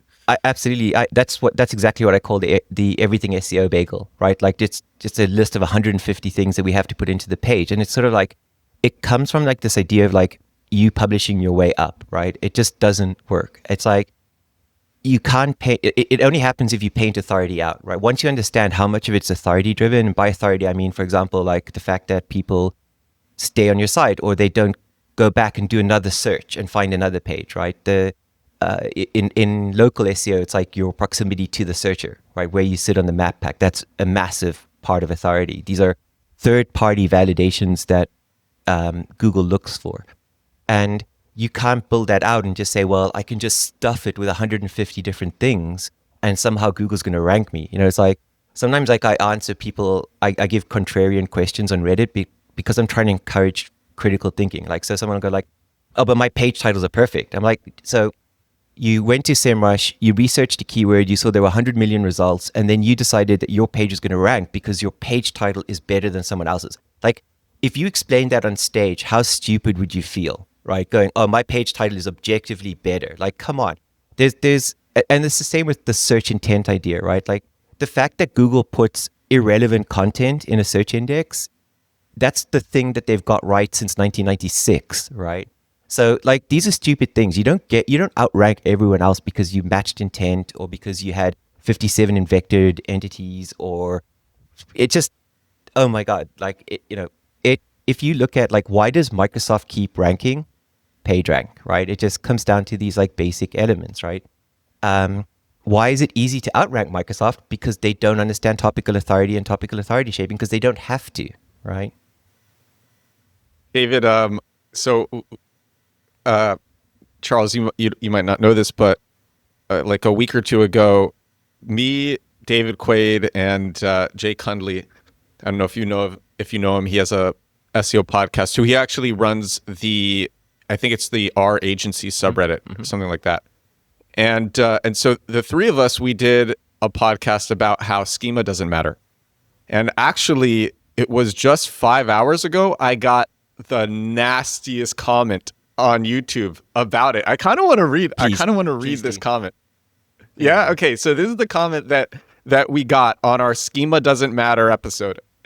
This person said, always funny to watch self-proclaimed gurus dig themselves a hole based on quote unquote expert knowledge in a subject in their field they obviously don't understand or know deeply about, because they are personally butthurt over others doing better than them and not caring about their business. And there's tons of typos in this. Like, you can tell that when this person wrote it, this person was so angry, just smashing on the keyboard. 48 minutes of hot air with no actual documentation / substance, only talking from point of authority with claims that have no data to back it up. Videos like this are effective as long as the viewer is not aware these guys are knowingly incompetent in the subject matter, but still use their expert status to make their claims true without anything to back it up. We know this, and we know that. The self-perception is staggering. Remember to be your own biggest critic and talk to people that can challenge you and not circle jerk like this. True beta behavior. Wow, this guy was like typing for a while as well. Yeah, I'll get my bulletproof vest on next time I'm on YouTube. Yeah. It's crazy though, because we gave like lots of examples. I'm pretty sure, David, you especially gave tons of examples in that episode. Jake Cundley, yeah, Jake is running a big experiment now, right? Which he outlined in that video actually. So the guy didn't watch the whole video because he's actually building one of the most comprehensive case studies. He's spoken to all of the SEO tool makers. He's spoken to a number of people, the godfather of schema, who reviewed the methodology doc that he shared with us that I thought was really good. I didn't give advice to him because I was like, actually, I don't know any better. I don't have any better advice. It looks pretty solid to me. Got some really good feedback from a number of different people, and he set up a really good control, and it's a real world environment, and he's going to run an experiment. We're not afraid of data at all. We started off the call saying, look, we've tested this, right? First of all, the reason I don't use schema is because it doesn't help. If it doesn't help, it's like when I drive to the shop, I don't put my hazard lights on because it doesn't help me getting there. The same with like Mark Williams Cook, who did a big test and wrote a really interesting LinkedIn article about how schema is not something that LLMs use in training. When you look at how LLMs work, they can extract data. I was a programmer in the early days. When I was in Dell, we wrote in assembly language because we were using early Pentium 4 chips, 486 and then Pentium chips. And so we had to write things in assembly language because we had a real-time manufacturing system that had to run really, really quickly. And, if you made a mistake, you got in trouble really quickly. So looking at like all of the things that need to be done, I'm not afraid to test things. And so if I needed schema, I deployed it. Schema is not complicated. But when you look at like how we were scraping text files. We had to have everything separated in commas, and if you read 4 characters of text and there were only 3 characters of text there, you bombed the whole application. You could shut down a whole line of production, right? Whereas you look at an LLM, it can suck out airline tables out of a 500-page thesis. It's just a scaled, hyper-efficient data extraction machine because it turns words into mathematical models. So when you hear people saying you need schema to make it understandable, the schema is repeating the same content, right? That's how you deal with a 3-year-old. You repeat yourself. That's not how you deal with an LLM. If someone's saying to you, you have to write in clear, concise language, it converts it to a mathematical model, right? It gets rid of like all our colorful language and stuff like that. So it's people, I think, who either believe like they've got some technical advantage or that other people are just stupid. And neither of those are good reasons to follow, I think. Yeah, I agree. I think the entire point of schema for Google before was because the algorithm couldn't, or it would have to try and interpret the data, and you were just giving it defined variables, which it can very easily then categorize. This is a local business, this is the phone number, this is the things, and then it can cross-reference from that data. The schema that I personally like to use is twofold. The first one is consensus. Again, if there's consensus of schema in the SERP, then I want to just match the consensus of schema and do the same. And the secondary one is same as, right? Same as schema is just basically linking your entity together with external signals and reinforcing that stack and reinforcing the association and making sure that Google does actually associate those profiles with your brand properly. Those are fantastic. But with an LLM, it doesn't need to interpret the data from, or it doesn't need to interpret or be able to extract those defined variables because it can already interpret the data from the exact content prior. So I agree. We've done a bunch of testing, schema and tags and all that kind of stuff to 0 for LLMs, and they seem to also much more prioritize the body text and the body content than any other part of the web page. So you're better off just optimizing for the text that it is most extracting, and 95% of the time it's extracting the body content over every other part of the web page. Definitely. David. When you look at, like, you could take one of the things I love using LLMs for is writing Google ads. I launched an ad in Japanese the other day, having last done this like 10 years ago. And it was very painful because you're dealing with a different language, a different alphabet, and it's very complicated. I can't tell the difference between Japanese characters, and it's also a country where spelling and etiquette matters a lot. And we were doing it, and we decided to use an LLM just to create it, and then we sent it to the team in Japan to have eyes on it. And they came back and said it was perfect. And we actually found that when we were copying and pasting some of the headlines, Google was saying it's the exact copy. So we obviously got it right at least at the like sort of like ASCII table level. If you've got like a 50-word pre-canned about us text and you want to try and fit into a 35 character headline, LLMs do it much better than we can. They'll give you like 15 different flavors of it. Way better than we can. You can take that same 35 character headline and turn it into a 500-page thesis with an LLM. So thinking that they need help is like, it's really stupid. It's like saying that like you shouldn't wear shoes in your car to reduce the drag on the car. It's just like, maybe with the very first car that was helpful. I don't know, but like it just doesn't help anymore, right? The other one I read recently that an automation team in Seattle came to me with was like Markdown. That if you use Markdown, LLMs really prefer it. And some CEO we posted something in Markdown, now we've got all this traffic. And it's like, why would you go to the trouble of building a relevancy search engine and then throwing it all out the window so you can find Markdown content? Like, what if the most relevant content isn't available in Markdown? And how much work would an LLM engineer have to go to find Markdown content versus just accept the content that's there? If you can build an automatic markup to Markdown language converter, and Wix has one, and they decided they're going to save $1 billion a year by just reading it, fine, I'll accept it. But it's not realistic, right? It just doesn't. I think the problem in critical thinking is that just because you can come up with a reason, and that in itself is a logical fallacy. Like almost all conjecture starts the same way. well, Google wants, therefore X, right? And therefore X just is anything that the person wants you to believe. And just because it sounds logical, and it goes right back to what Charles said earlier, test and experiment yourself. These are not difficult things to experiment with. Like if you believe it's schema and you're convinced it's schema, then take the schema out. If you don't, you're being superstitious. You're not being data driven, right? You're just employing the same things that we did when we were cavemen and we heard thunder and lightning and thought the gods were angry with us, right? You're no different. Charles, can you talk about the same as schema that you're using? Yeah, so it's a same as is kind of one of the tags in the elements that you can use in about schema, like person schema, organization schema, that kind of thing. It basically just equates that this is the same organization's URLs as the website. So effectively, you're saying, and again, there's a limit.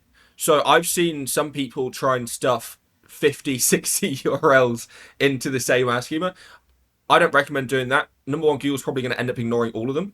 But in general, it's for the best that you actually just try and prioritize the specific profiles, citations that Google is going to most associate with your brand. And that is, again, it's reinforcement rather than direct association.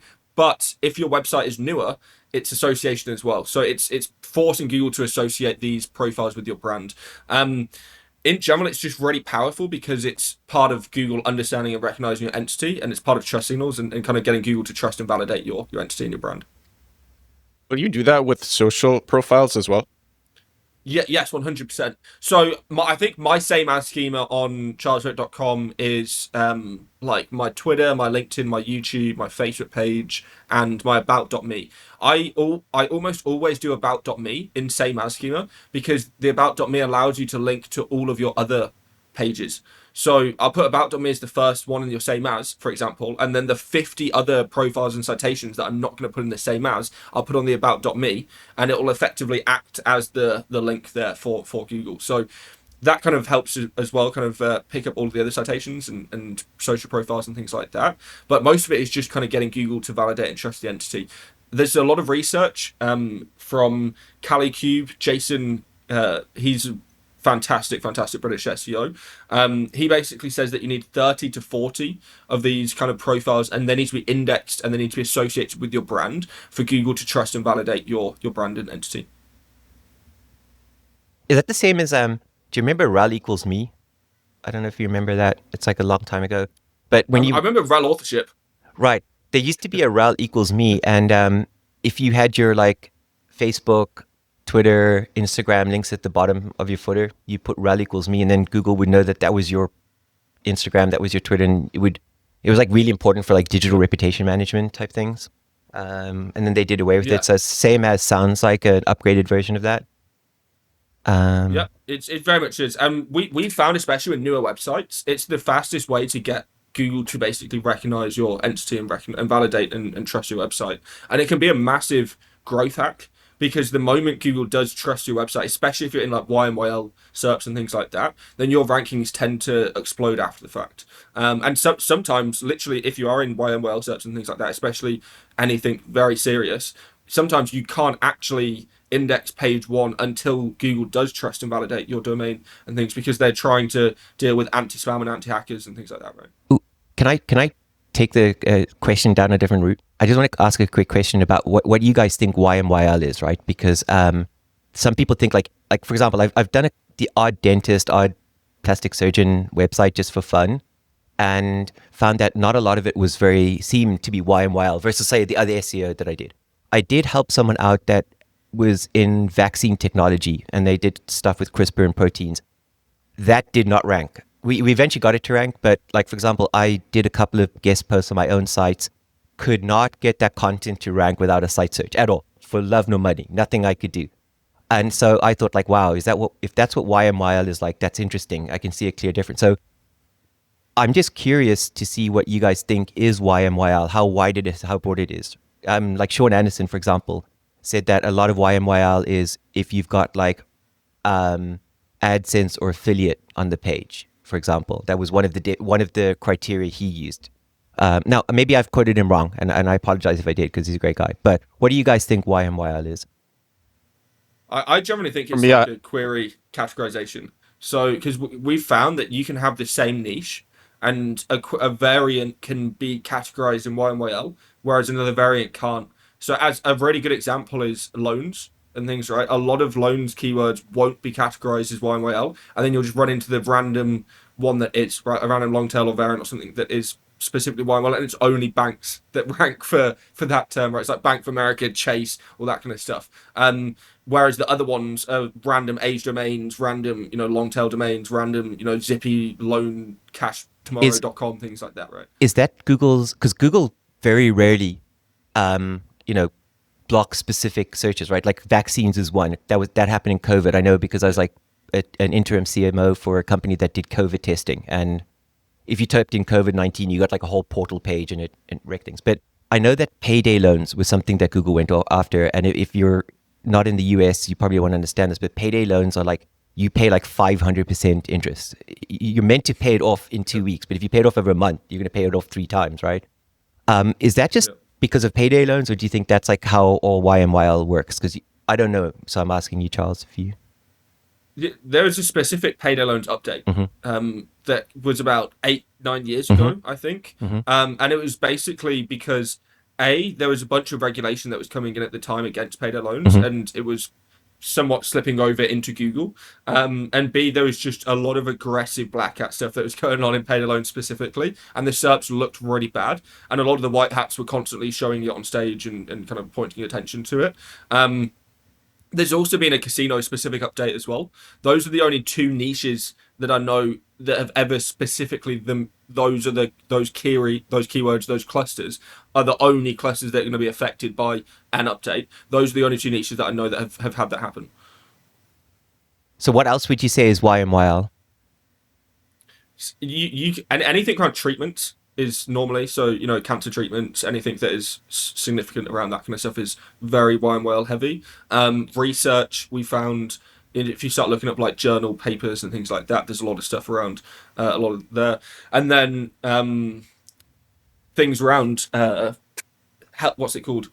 There's a bunch of like ones that we see, like I don't know if it's like automatic filtering or if it's Google's manual interventions, but there's things around like TikTok trends.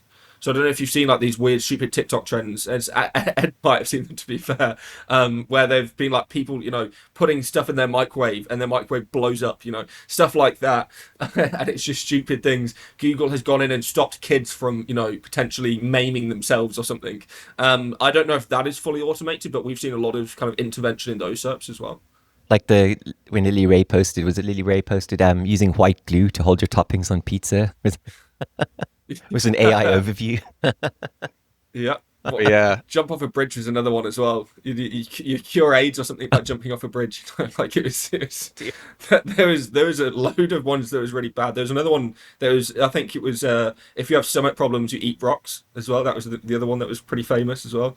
Like there was some pretty interesting AI reviews that came out. But again, there's still even from then to now, there's still very limited fact checking and filtering and anti-spam in the AI overviews themselves. They're so easy to manipulate, and if you have enough money, theoretically, you could still manipulate those YMYL queries even for AI overviews because they don't have a lot of those protection mechanisms that they do in the SERPs and things. And you were talking about My answer. So I was just going to say, you were talking about grounding earlier, and that's actually another reason for doing EMD and KIDs. I've discovered, and ranking in Reddit, you can actually provide your own grounding for your own claims, just because they're so thin. Yep. Sorry, Edward, go ahead. Oh yeah, my answer to your question is, it depends entirely on the keyword. Like, look at the SERP. If you see very well optimized pages ranking at the bottom and pages at the top with high authority that are not optimized for the keyword at all, ranking in the top positions, and then of course it's related to your money or life, then that's to me what YMYL is. It's keyword specific. Yeah. Interesting. And how do you but in practice it's like looking at the SERP. What would you do to help a site,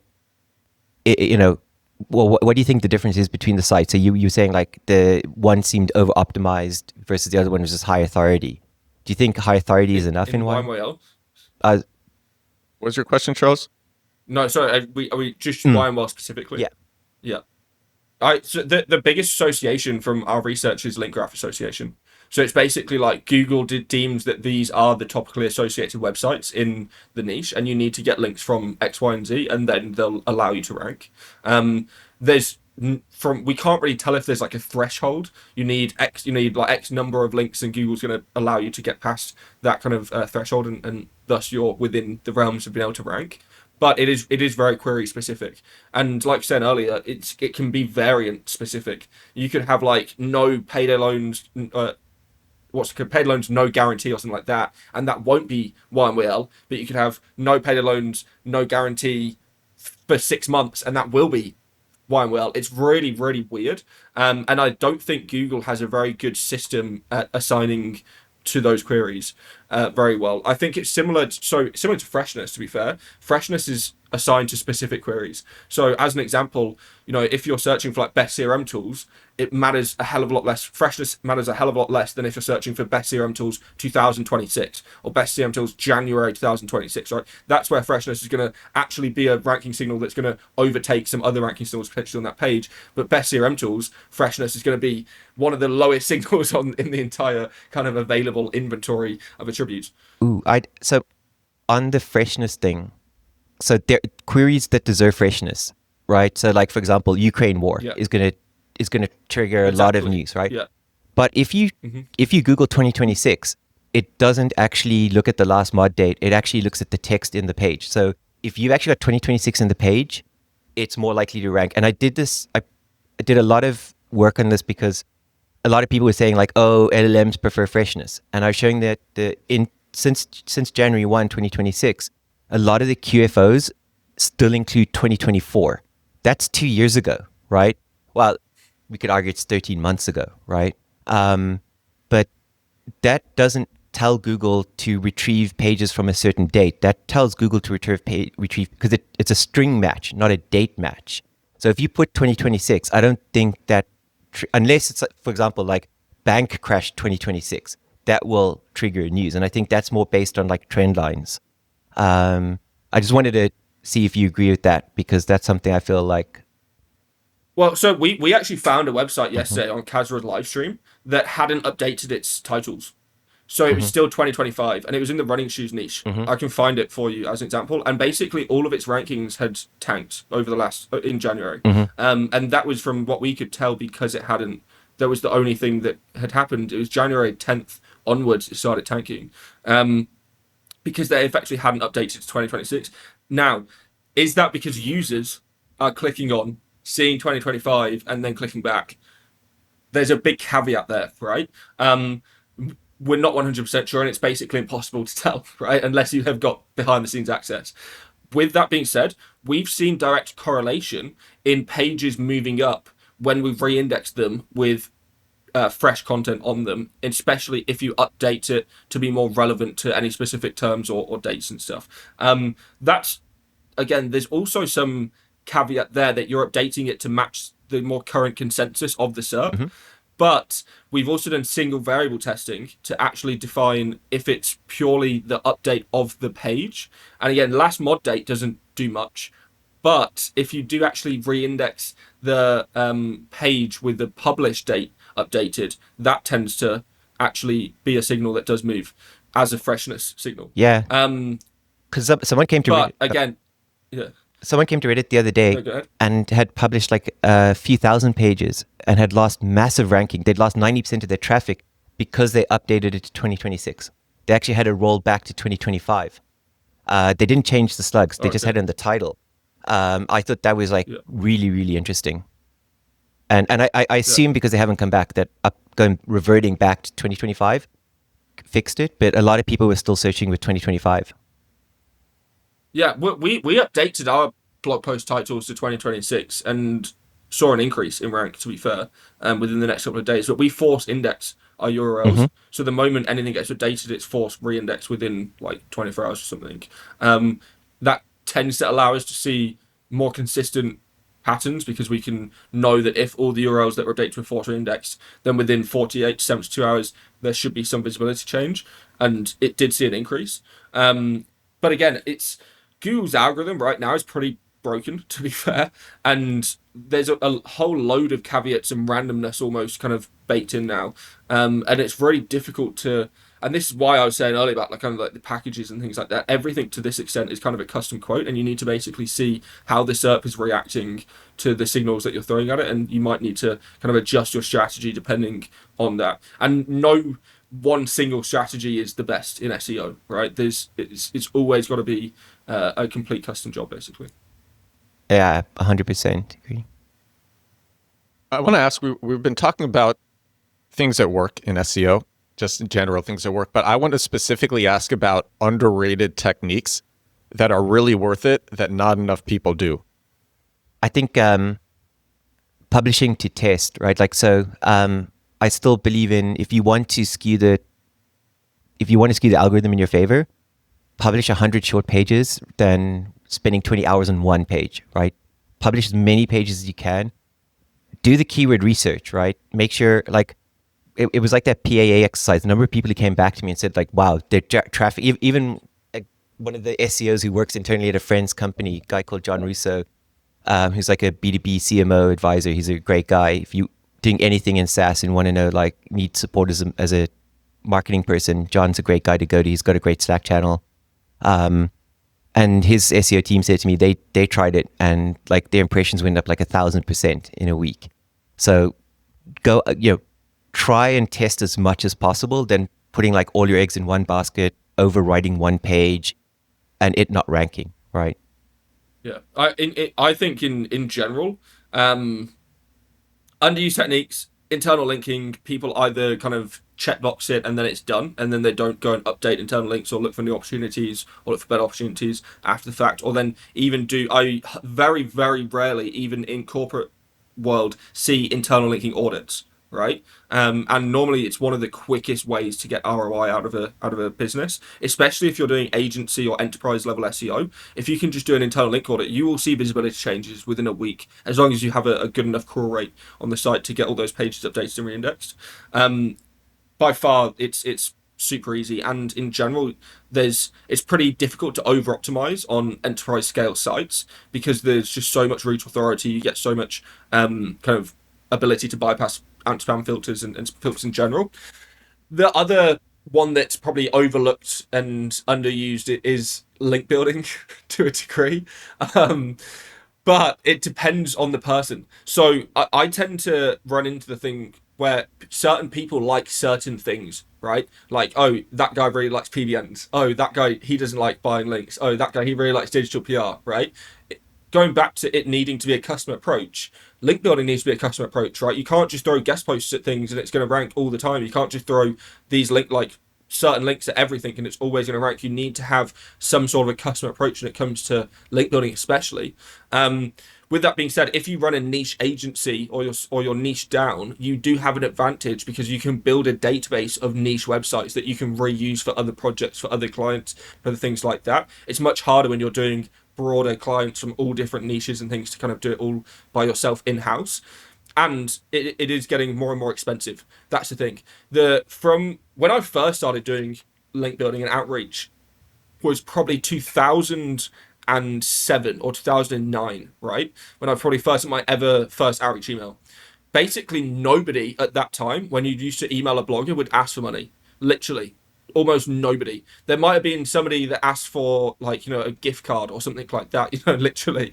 But that would be it. That'd be the maximum. Nowadays, 95%, and this is literally from our internal statistics, 95% of bloggers who you email will ask you for money or ask you for some sort of payment. That could be an iPhone, an iPad, something like. We've had it all. We've had people ask them to send them holiday gift card vouchers so they can buy a vacation and things before. It's crazy. Yeah, I know, right? I thought it's a pretty good thing. You can just basically ask your people who are buying links on your website to fund your side kind of vacations and things. But that's essentially, we're moving to an economy that if you're wanting to do link building, if you're wanting to do LLM optimization, if you're wanting to do AI optimization, especially summary of source based models, Perplexity probably being the number one example of that. You're going to have to be building on these publishers' sites, you're going to have to be building on external sources. And if every publisher has a price list, guess what you're going to have to do? You're going to have to pay some of these publishers to be able to get your pages on there, or you're not going to be able to rank, especially in this new future. And also, ranking isn't really the correct word anymore. If you are in AI, it's surfacing, so it's not actually ranking in AI visibility in these kind of models and things. It is surfacing. So it is. It's almost a requirement now. And like we talked about earlier with C-Suite, that a lot of C-Suite used to be against buying links because of Google's guidelines. But now if you talk about buying links for AI purposes, they don't care, right? They're all for it. They're like, okay, yeah, 100%, let's do this. How much budget do you need, right? So the whole kind of guidelines mantra over the last year has just completely gone out the window. And it used to be a very white hat enterprise level clean environment that has just completely gone out the window over the last 12 months. Definitely. Geo is changing the conversation. As much as I want to say like SEO and Geo the same thing, CMOs that do not like SEO love Geo, and they've got 3 times the budget magically, 100%, and buying mentions 100%. To them, it's like old world PR. It's kind of like they've gone around SEO in a sense. And I think it's not about the arguments that happen on X and Reddit.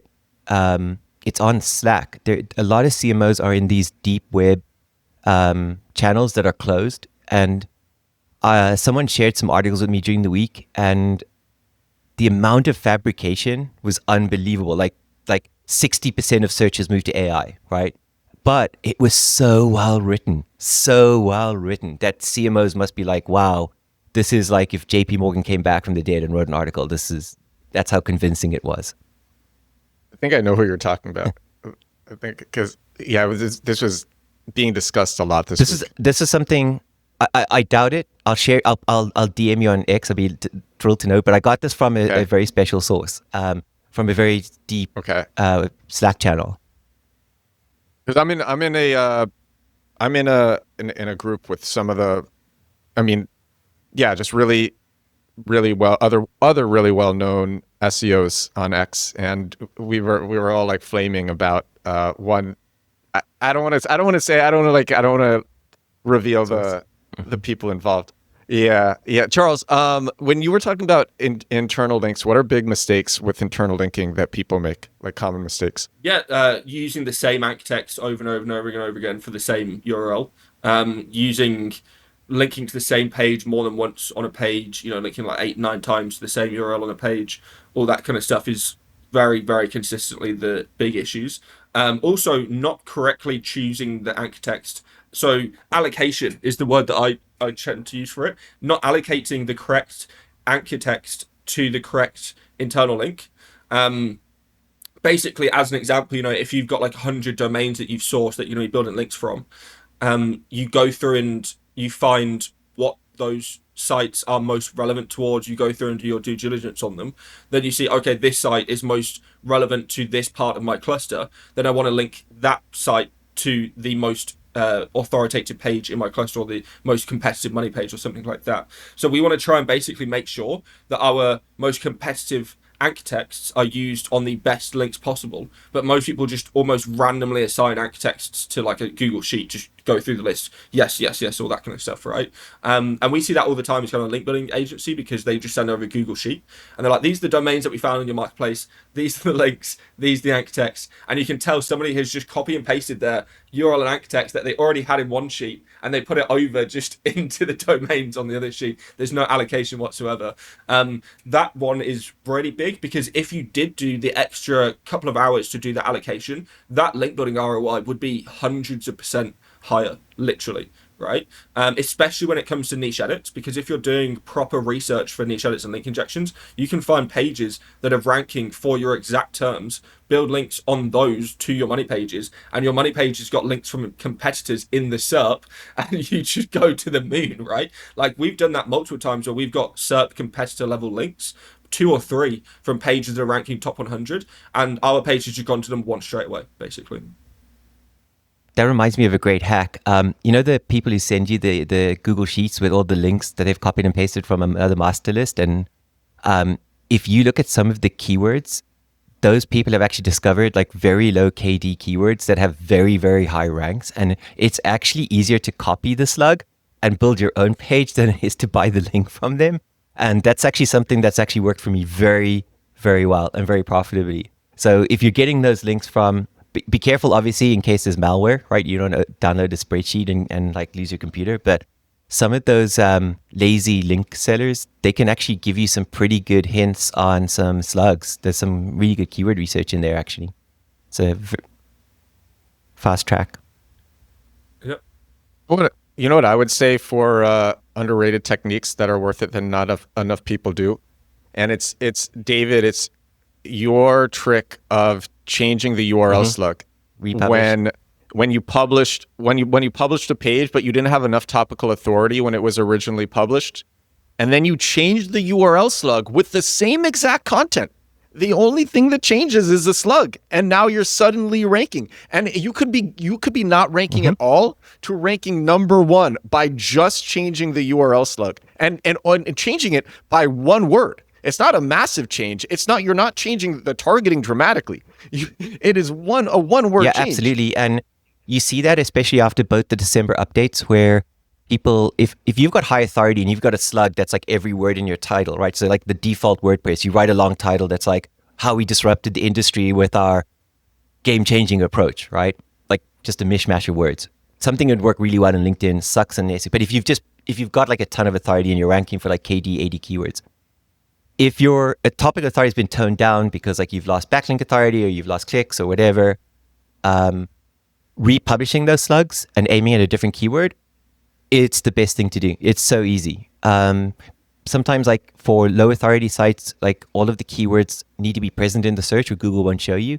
So changing the slugs is the easiest way to republish and repurpose content. Yeah, but I'm not even saying just targeting like a completely different keyword. I'm saying like the whole slug stays and you just add 1 3-letter word. Yep, absolutely. And also with a lot of that like older content, the reason it ranks is because it's not necessarily freshness sometimes. Like Charles said, there's lots of caveats, lots of footprint. It's a system, depends, comes with all of this. Your page might have just been left there for a long time because it had no clicks. It doesn't actually get indexed very often.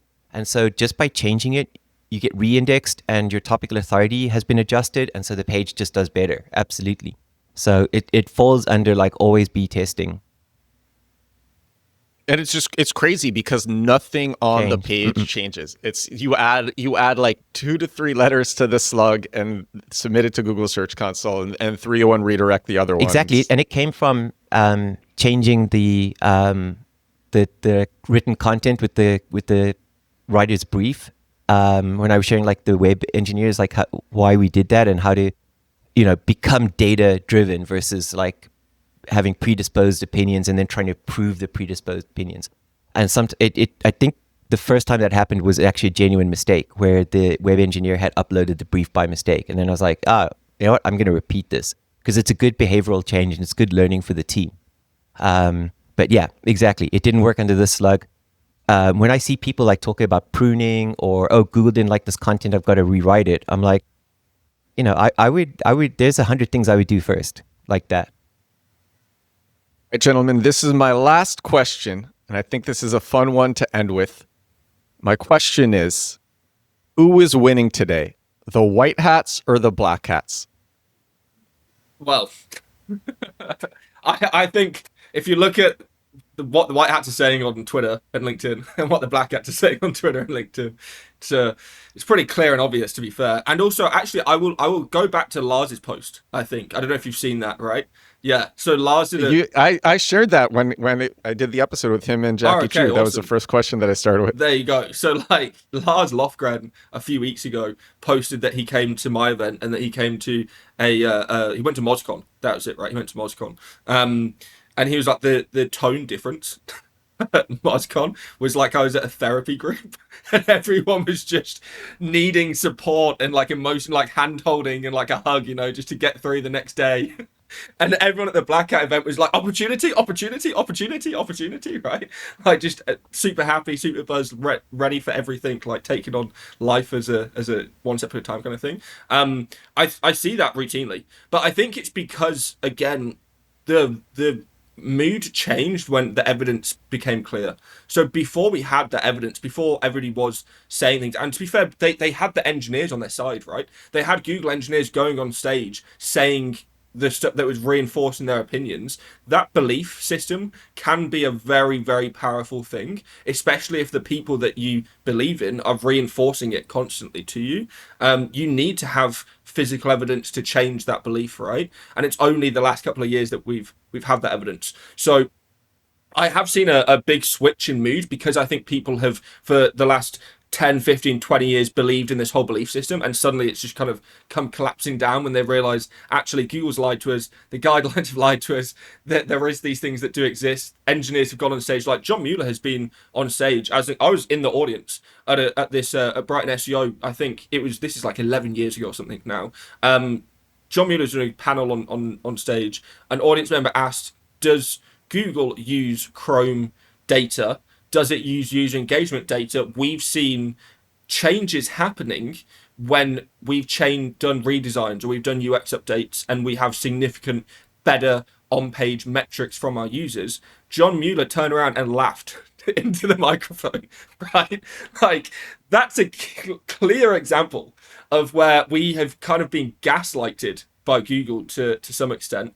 And as a result, over the last couple of years, that entire belief system has just come crumbling down. And it's obviously going to be quite detrimental to some people. With that said, at the exact same time, AI has made black hats way more capable, because all the black hats previously who couldn't code, suddenly they can code now, which just makes them even more dangerous, right?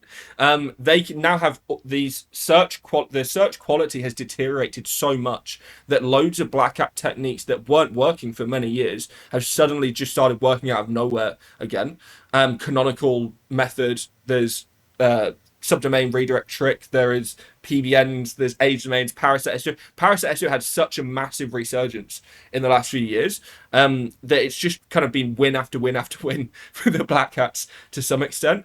And I think Google and its engineers and its spokespeople have basically just tucked their tail between their legs and kind of run away, right? We haven't really heard much off of Danny Sullivan. And from the reporting from SE Roundtable from Barry Schwartz, apparently he's a search liaison, but he can't actually publicly speak about anything.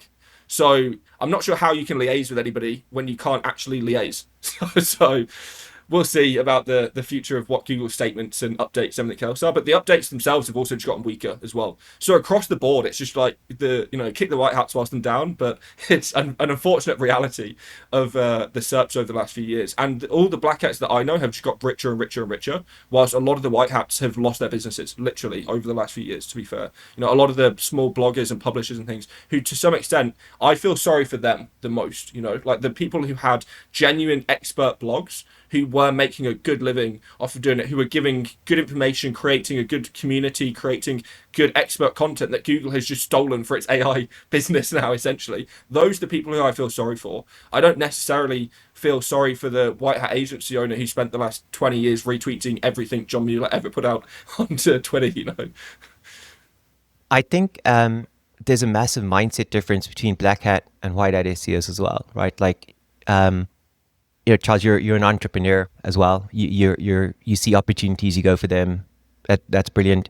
Jackie Chu as well. I'm a big fan of his as well, because he's there doing things. He's not afraid, right?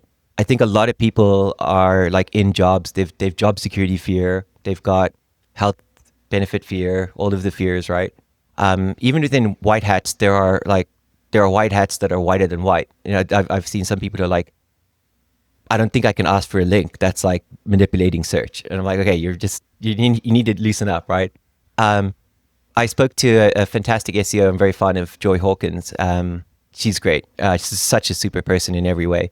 And we were just talking about backlinks and how we didn't need to buy. I'm not saying we don't need to buy backlinks. I'm saying we haven't had the need to buy backlinks.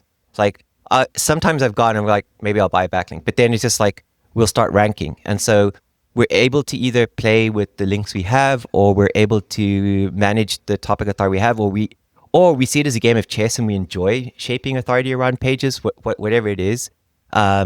It's been incredibly lucrative for us as well. Someone asked a question the other day, like, why don't SEOs like also run their own business? Again, like back to you, Charles Jackie Chu, who's like not just an SEO, but also like an entrepreneur. And I really suck at, every time I think of another business idea, I start talking myself out of it. And I'm like, I'm just content with where I am and like how we've like been able to live and travel around the world and whatever. But I think that black hats have a different mentality that gives them an advantage, and way more data driven, way less guess. You never hear black hats going like, oh, I wonder if this works, because they've already tried it, right? And I think that's a really big difference. Yeah, it's definitely testing first, for sure. I know immediately what every black hat will have thought in their head when you said something, David, which is we thought about buying a backlink, but then we started ranking, and they would have been like, well, if you bought a backlink, you would have been ranking earlier. Yeah. I'm talking about like where we're finding a new keyword, and we're like, will we buy a backlink, or will we just publish for it, and then we publish for it and we're ranking. And so I agree. But I don't think there's been a case where I'm like, oh, I would have saved 3 months or anything like that. But and again, I'm not. I've never been a like do not buy backlinks person. I've always been a I don't have enough information to tell people, and so like that's just my position on it, right? I haven't bought any. I can't actually share any experience with it, right? It's just a logical fact. But I'm not like a holier than thou shalt not buy backlinks. It's not a religious philosophy for me. Yeah, I think that, again, you can't, like, the only way you can ever say you can't buy backlinks is because of Google's guidelines. And at the end of the day, how Google can be the internet's police is way beyond me, and we definitely should not ever allow that, to be fair. But I really think that as we move more and more to every publisher basically having a price list, and the fact that link graph, especially in things like YMYL, require you to have certain links to be able to rank in those SERPs, you're effectively forced into a box. You're like forced to either buy those links, or you just have to wait it out to try and naturally acquire them. Well, that waiting time could be forever, right? You're hoping it's hope over objective fact, right, and reasoning. So, as David said quite promptly there, a lot of black hats are just testing first, see what works, see what is working, and then maximize the hell out of it until it's not working anymore, until sometimes it's their own fault because they burnt it that much, right? But it's also, Google's algorithm is also very secular. So it kind of comes around in these cycles. So whatever's working right now might work again in a few years' time, or might have worked a few years ago, but there's a brief interim where it didn't work as well. And that's just because of how Google is weighting specific attributes and how an update might change that weighting, right? So if you do have ongoing single variable testing, the fact that you can see the changes in those weights almost in real time, the bigger your data set is, the more ability you have to kind of respond to the algorithm changes. And the only people that I've seen with those huge large enough data sets for single variable testing are the black hats. Like, I never see white hats set up crazy huge amounts, thousands of test sites with individual elements on pages competing versus 10 other ones which have set up the same thing but in another different individual element and things like that. You don't see that in kind of the white hat circles, and that is again why the black hats have such an advantage. So I'm interested to get your take on this from both of you. So one of the reasons I don't buy backlinks is because I have so many clients in the same area. So because of my background as an engineer, I work in cloud, cybersec, SaaS, that area, right? And so I have like something like 15 clients in the financial advisor space in the US, which is a very sought after space, very wealthy, huge amounts of money moving around. I've worked with small RIA firms that you've never heard of that have $780 million in assets. It's effectively like a mini PBN, except I don't own any of the domains, but I have over 150 domains that are all active businesses. They're not 150 clients. Again, I'm a big believer in multiple domains, and a lot of those have actually moved multiple domains, and I've actually gone back and restored their old websites under a different brand. So that's why I don't have to buy backlinks. I have this network of hyper relevant, and that's why I just stay in my little niche, stay in my little corner, because I don't have to. Do you think that's the same as a PBN, or do you think that's a white hat move? It's actually Glenn Alsop did a blog post about 10 years ago. Mm-hmm. I don't know if you remember this, PINs. It was called a PIN. Okay. So it was, vibeshield.com. It might have been detail.com. Effectively, people like, or companies and organizations like Haas Media, they have their own PBN. Like that is essentially what it is, but it's a private individual network or a private, I can't remember what I was, private independent network or something like that. Effectively, PBN is just blogs, right? A lot of those sites aren't blogs. They're like, they might be news magazines or small businesses, or there might be a SaaS tool or a calculator or, all sorts of different things, but they're using them for links, and they're using them a lot. They were using them a lot of the time for exact match relevancy purposes. So they were ranking for best air fryer, I think, with 3 pages in the top 5 positions at one point, across like Good Housekeeping and a bunch of their other domain names, and they were just linking between all of them to each other, right? So if you looked at the top 5, they had 3, but if you looked at the top 100, they had like 19 pages in the top 100, and all of them just linked back to those top 3 pages basically. So it was just a giant it's a corporate PBN, right? But they work fantastically well. I've always gone back to, especially for local agencies that are in with specific cities or they're working with specific businesses. If you can get a PBN for New York City, right, you can just dominate the whole of New York City with specific relevant links. And then if you have also got some connections with some of the what's called journalists or some of the press releases for those cities as well, then you can get some of those links on the side. You're just reinforcing your own PBN. You can also use the PBN for tier 2 links for all that kind of stuff as well. Like there's so many different use cases for it that it's really worthwhile to kind of set up if you've got a niche or a focus area that you're going after. And again, Google never clocks them. They're so bad.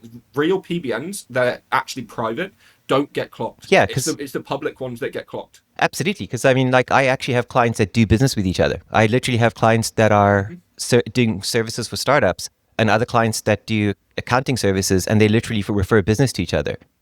One of my favorite ways of getting links from Microsoft is when we were putting products in Azure, we would go and spend 2 days and camp out with the Microsoft Azure marketing team, and while our product managers were telling them like what we were doing, I would be listening to what they're looking for. And then I would send them an email going like, oh, by the way, we are doing a webinar about this particular feature in Azure. And we might talk about it for 10 minutes or whatever. And they'd be so excited, they'd link TechNet to it. And we used to get phenomenal links from Microsoft. We got like a tweet from Microsoft about being in the Azure Marketplace that got us 157,000 visits from one tweet. This is like back in 2014. So I'm talking about like doing real businesses. And one of the things that I was talking to Jake Hundley about on the side, and Edward, I think we'll come back to it one day, is like, I think that something, and I did when I first founded my agency in Limerick, is I ran it, or I helped run a local open coffee and getting people in the locality coming in. So you had like bricks and clicks businesses, right? So we had like small SaaS startups. We had people that did, plumbers, electricians, that kind of thing. And it's a great way to share knowledge, but it's also a great way to build a PIN, right? Where you can, and so if you're a digital agency, you should be doing that, because that's how you can source links as well. Like plumbers and electricians service the same people. They can absolutely have links to each other. And Google can't really cut down on that, right? Because that's just mirroring a real life relationship in links, which I think is the general gist of how links work, right? So it's almost kind of like a white hat play on a black hat theme, right? It's similar to kind of Barnacle SEO for Parasite SEO. There's a bunch of like white hat versions of black hat techniques that have done phenomenally well for some of the people that have actually kind of taken over and kind of learned some of them as well. I think there's stuff to be learned from both sides of the table, and that's why I also kind of go back to this divide is kind of stupid, and if we can all learn stuff from each other and all kind of propel each other upwards, then it's for the best for everybody, right? And again, the common enemy should be Google. Like that's the de facto default of where our headlights should be. Well, I don't see Google as an enemy. I mean, I see it as a game to play, right? But again, if I'm playing Monopoly with someone, I don't see them necessarily. I play the game, not the player. I love Google. You don't want to crush your grandma at Monopoly? So yeah, I see Google as like having created a phenomenal opportunity. Like if you look at the number of brands that have started that pre-Google would have had to have huge amounts of money for advertising on TV, how Google brought about so many single entrepreneurs. If you look at how big venture capital got between 1999 and today, how people from different backgrounds have access to capital. It's not a perfect system, right? Don't get me wrong. But what I think Google, when people say Google loves big brands, I always chuckle to myself at how many brands have been destroyed by people doing SEO really, really well. Things like Indeed, a pure SEO play that became $1 billion. I think so. That's why I don't see Google as the enemy. I'm not saying that I'm best friends with Google and I follow everything they say. I absolutely will follow what works for me, and I will never change until that stops working for me. That's just plain common sense as an engineer. But I don't see Google as an enemy. I just see it as a game to be played. And I'm one of those people that I don't think SEO's changed that much in 26 years in the fundamentals. I think the way people talk about it has changed. I watch people learn, and I've watched them talk about it and change. But it works the same way. And if I wasn't a white hat SEO, I'd happily be a black hat SEO. I'm of the mentality that I'm also a bit nihilist, to be fair, I think, but I'm of the mentality to some extent that at the beginning, Google had the greatest of intentions. Nowadays, I think if they could, they would take your clicks, they would take your profit, they would take your revenue, and they would absorb it into their business. And they wouldn't care, right, about you or anybody else. Sure. So I always go back to potentially, if Google would do this, then I'm just going to do the exact same thing, right? Like if Google are going to profiteer, I'm going to profiteer off of Google. I see them as the enemy in terms of they're trying to stop me from profiteering, but to some extent, I'm probably trying to stop them from profiteering because I'm taking their ad clicks from them, right? So in that way, I see them as my enemy. And I also just, the fact that I've seen engineers lie to people's faces and things and stuff from their company, and a lot of their announcements and updates and stuff have just been completely wrong. I see that as more things. Also, to some extent, their messaging has been so detrimental to small and independent publishers and businesses over the last few years, especially around HCU. Like HCU, John Mueller was on Twitter for months saying, just wait it out, basically. He was telling people, just wait it out. Like, eventually it's going to recover. This website, it's really good. The next update, it's going to happen, that kind of thing. He was literally, that's what he was saying on Twitter and stuff. And then eventually he just had to leave Twitter because so many people were saying, my business is destroyed. Like, I believed in you, you'd said all these things and that didn't come to fruition. I think the messaging would have been better if he just didn't say anything at all, right? And I think they have a lot more power than they've realized. And they have not exercised that power in a very fair or reliable way. And it's ended up with loads of innocent people having their businesses and livelihoods taken away from them as a result of that. So I definitely do see them as the enemy, unfortunately, but it's mostly because I'm more of a nihilist and kind of see them wanting to take over the world more than wanting to make it a better place. I don't disagree with that at all. I have another quick question actually for the two of you. One thing I see a lot, because I part of like my alter ego is like helping people that are trying to figure out SEO for the first time.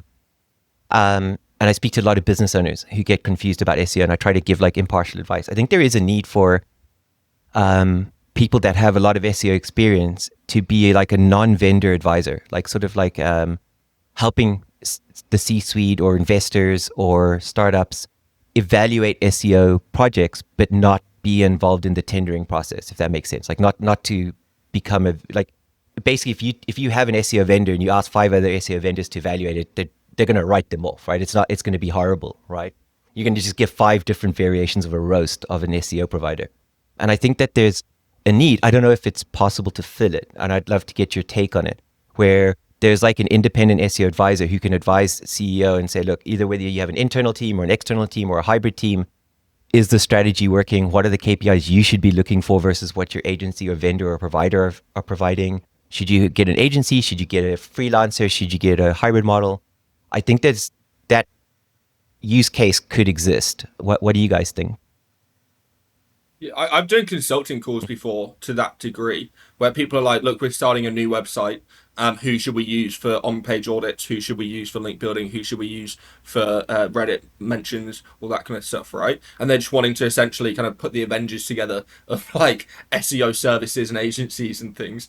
And to be fair, a lot of the time it does depend on their budgets and things, right? Like if you really want to put the A players together, each agency is going to have a minimum spend or an MOQ or something of like $20,000 or something crazy. That's going to be a lot of work for them to actually be able to do for a new website. Potentially that's too much, right? From kind of the beginning. I don't know how you would sell it. That's the only problem, right? Because the demand would be people having to come to you. So you would have to somehow let the C-suite know that your services exist and that they come to you first. I would guess it would predominantly be through word of mouth in that particular kind of area, but it would definitely be valid. And you would have to have a lot of trust built with them as well. It might be, I was thinking the first thing of what I thought you were going towards was somebody like Nick Eubanks.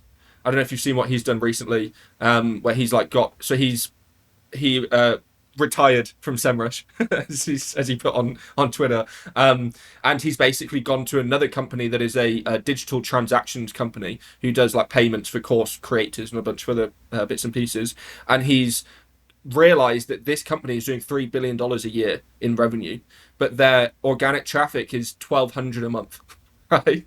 So let's see what we can do with this brand, which has very little visibility online, but is already doing billions of dollars a year online. And obviously, if we can get it 10x visibility, can we 10x revenue? If we can 100x visibility, can we 10x revenue? Something along those lines.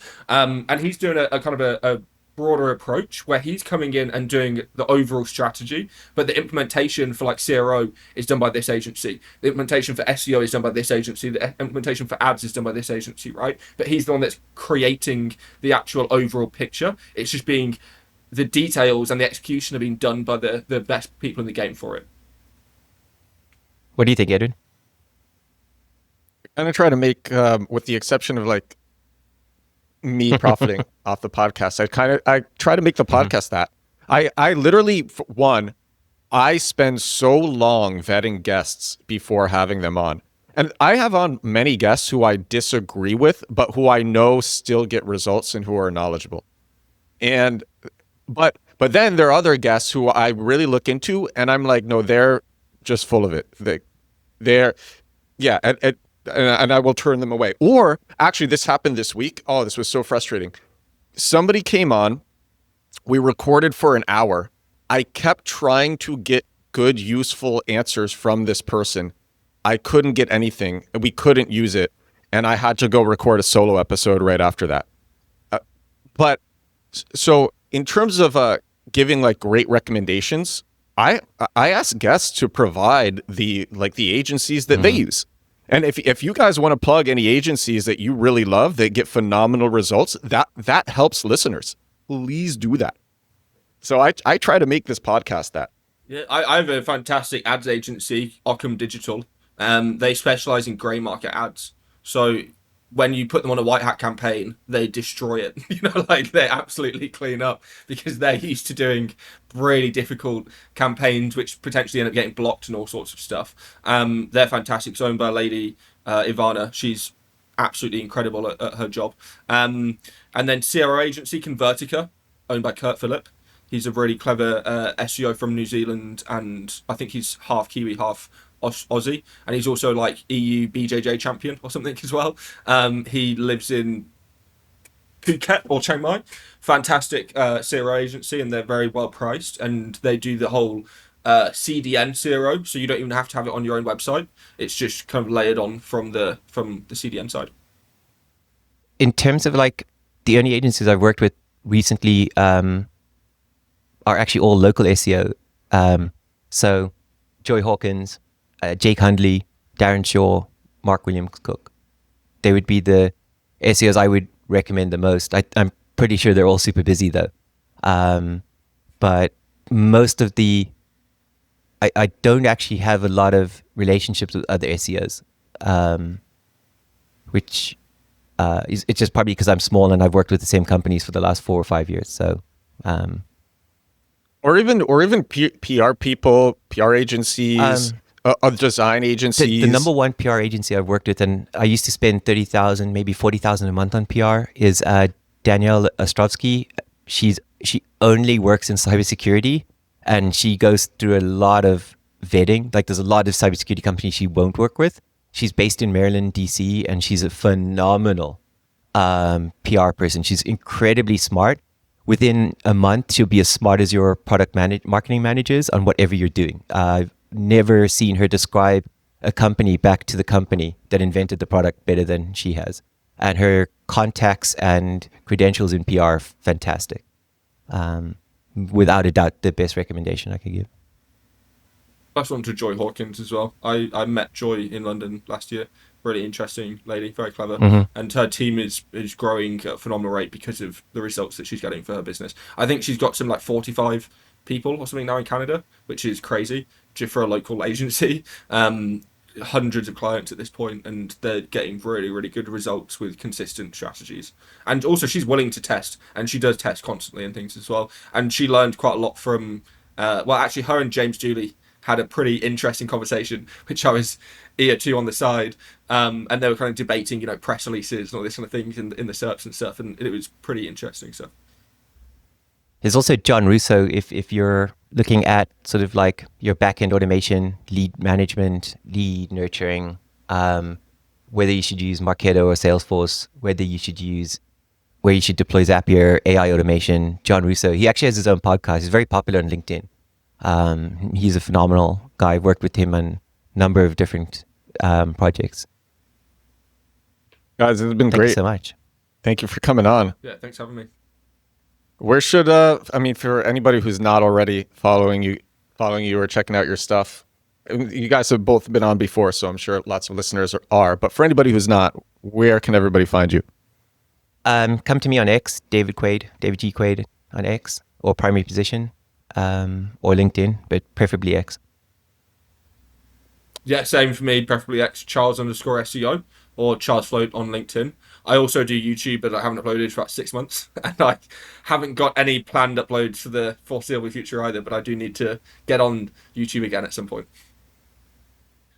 This was so much fun. Guys, thank you so much. I hope we do more of this. And for everybody who watched on YouTube, thank you so much for watching. If you listened on Spotify or Apple Podcasts, thank you so much for listening. This is episode 941 of The Edward Show, 941 days in a row doing this crazy podcast. And I will talk to you again tomorrow. Bye now.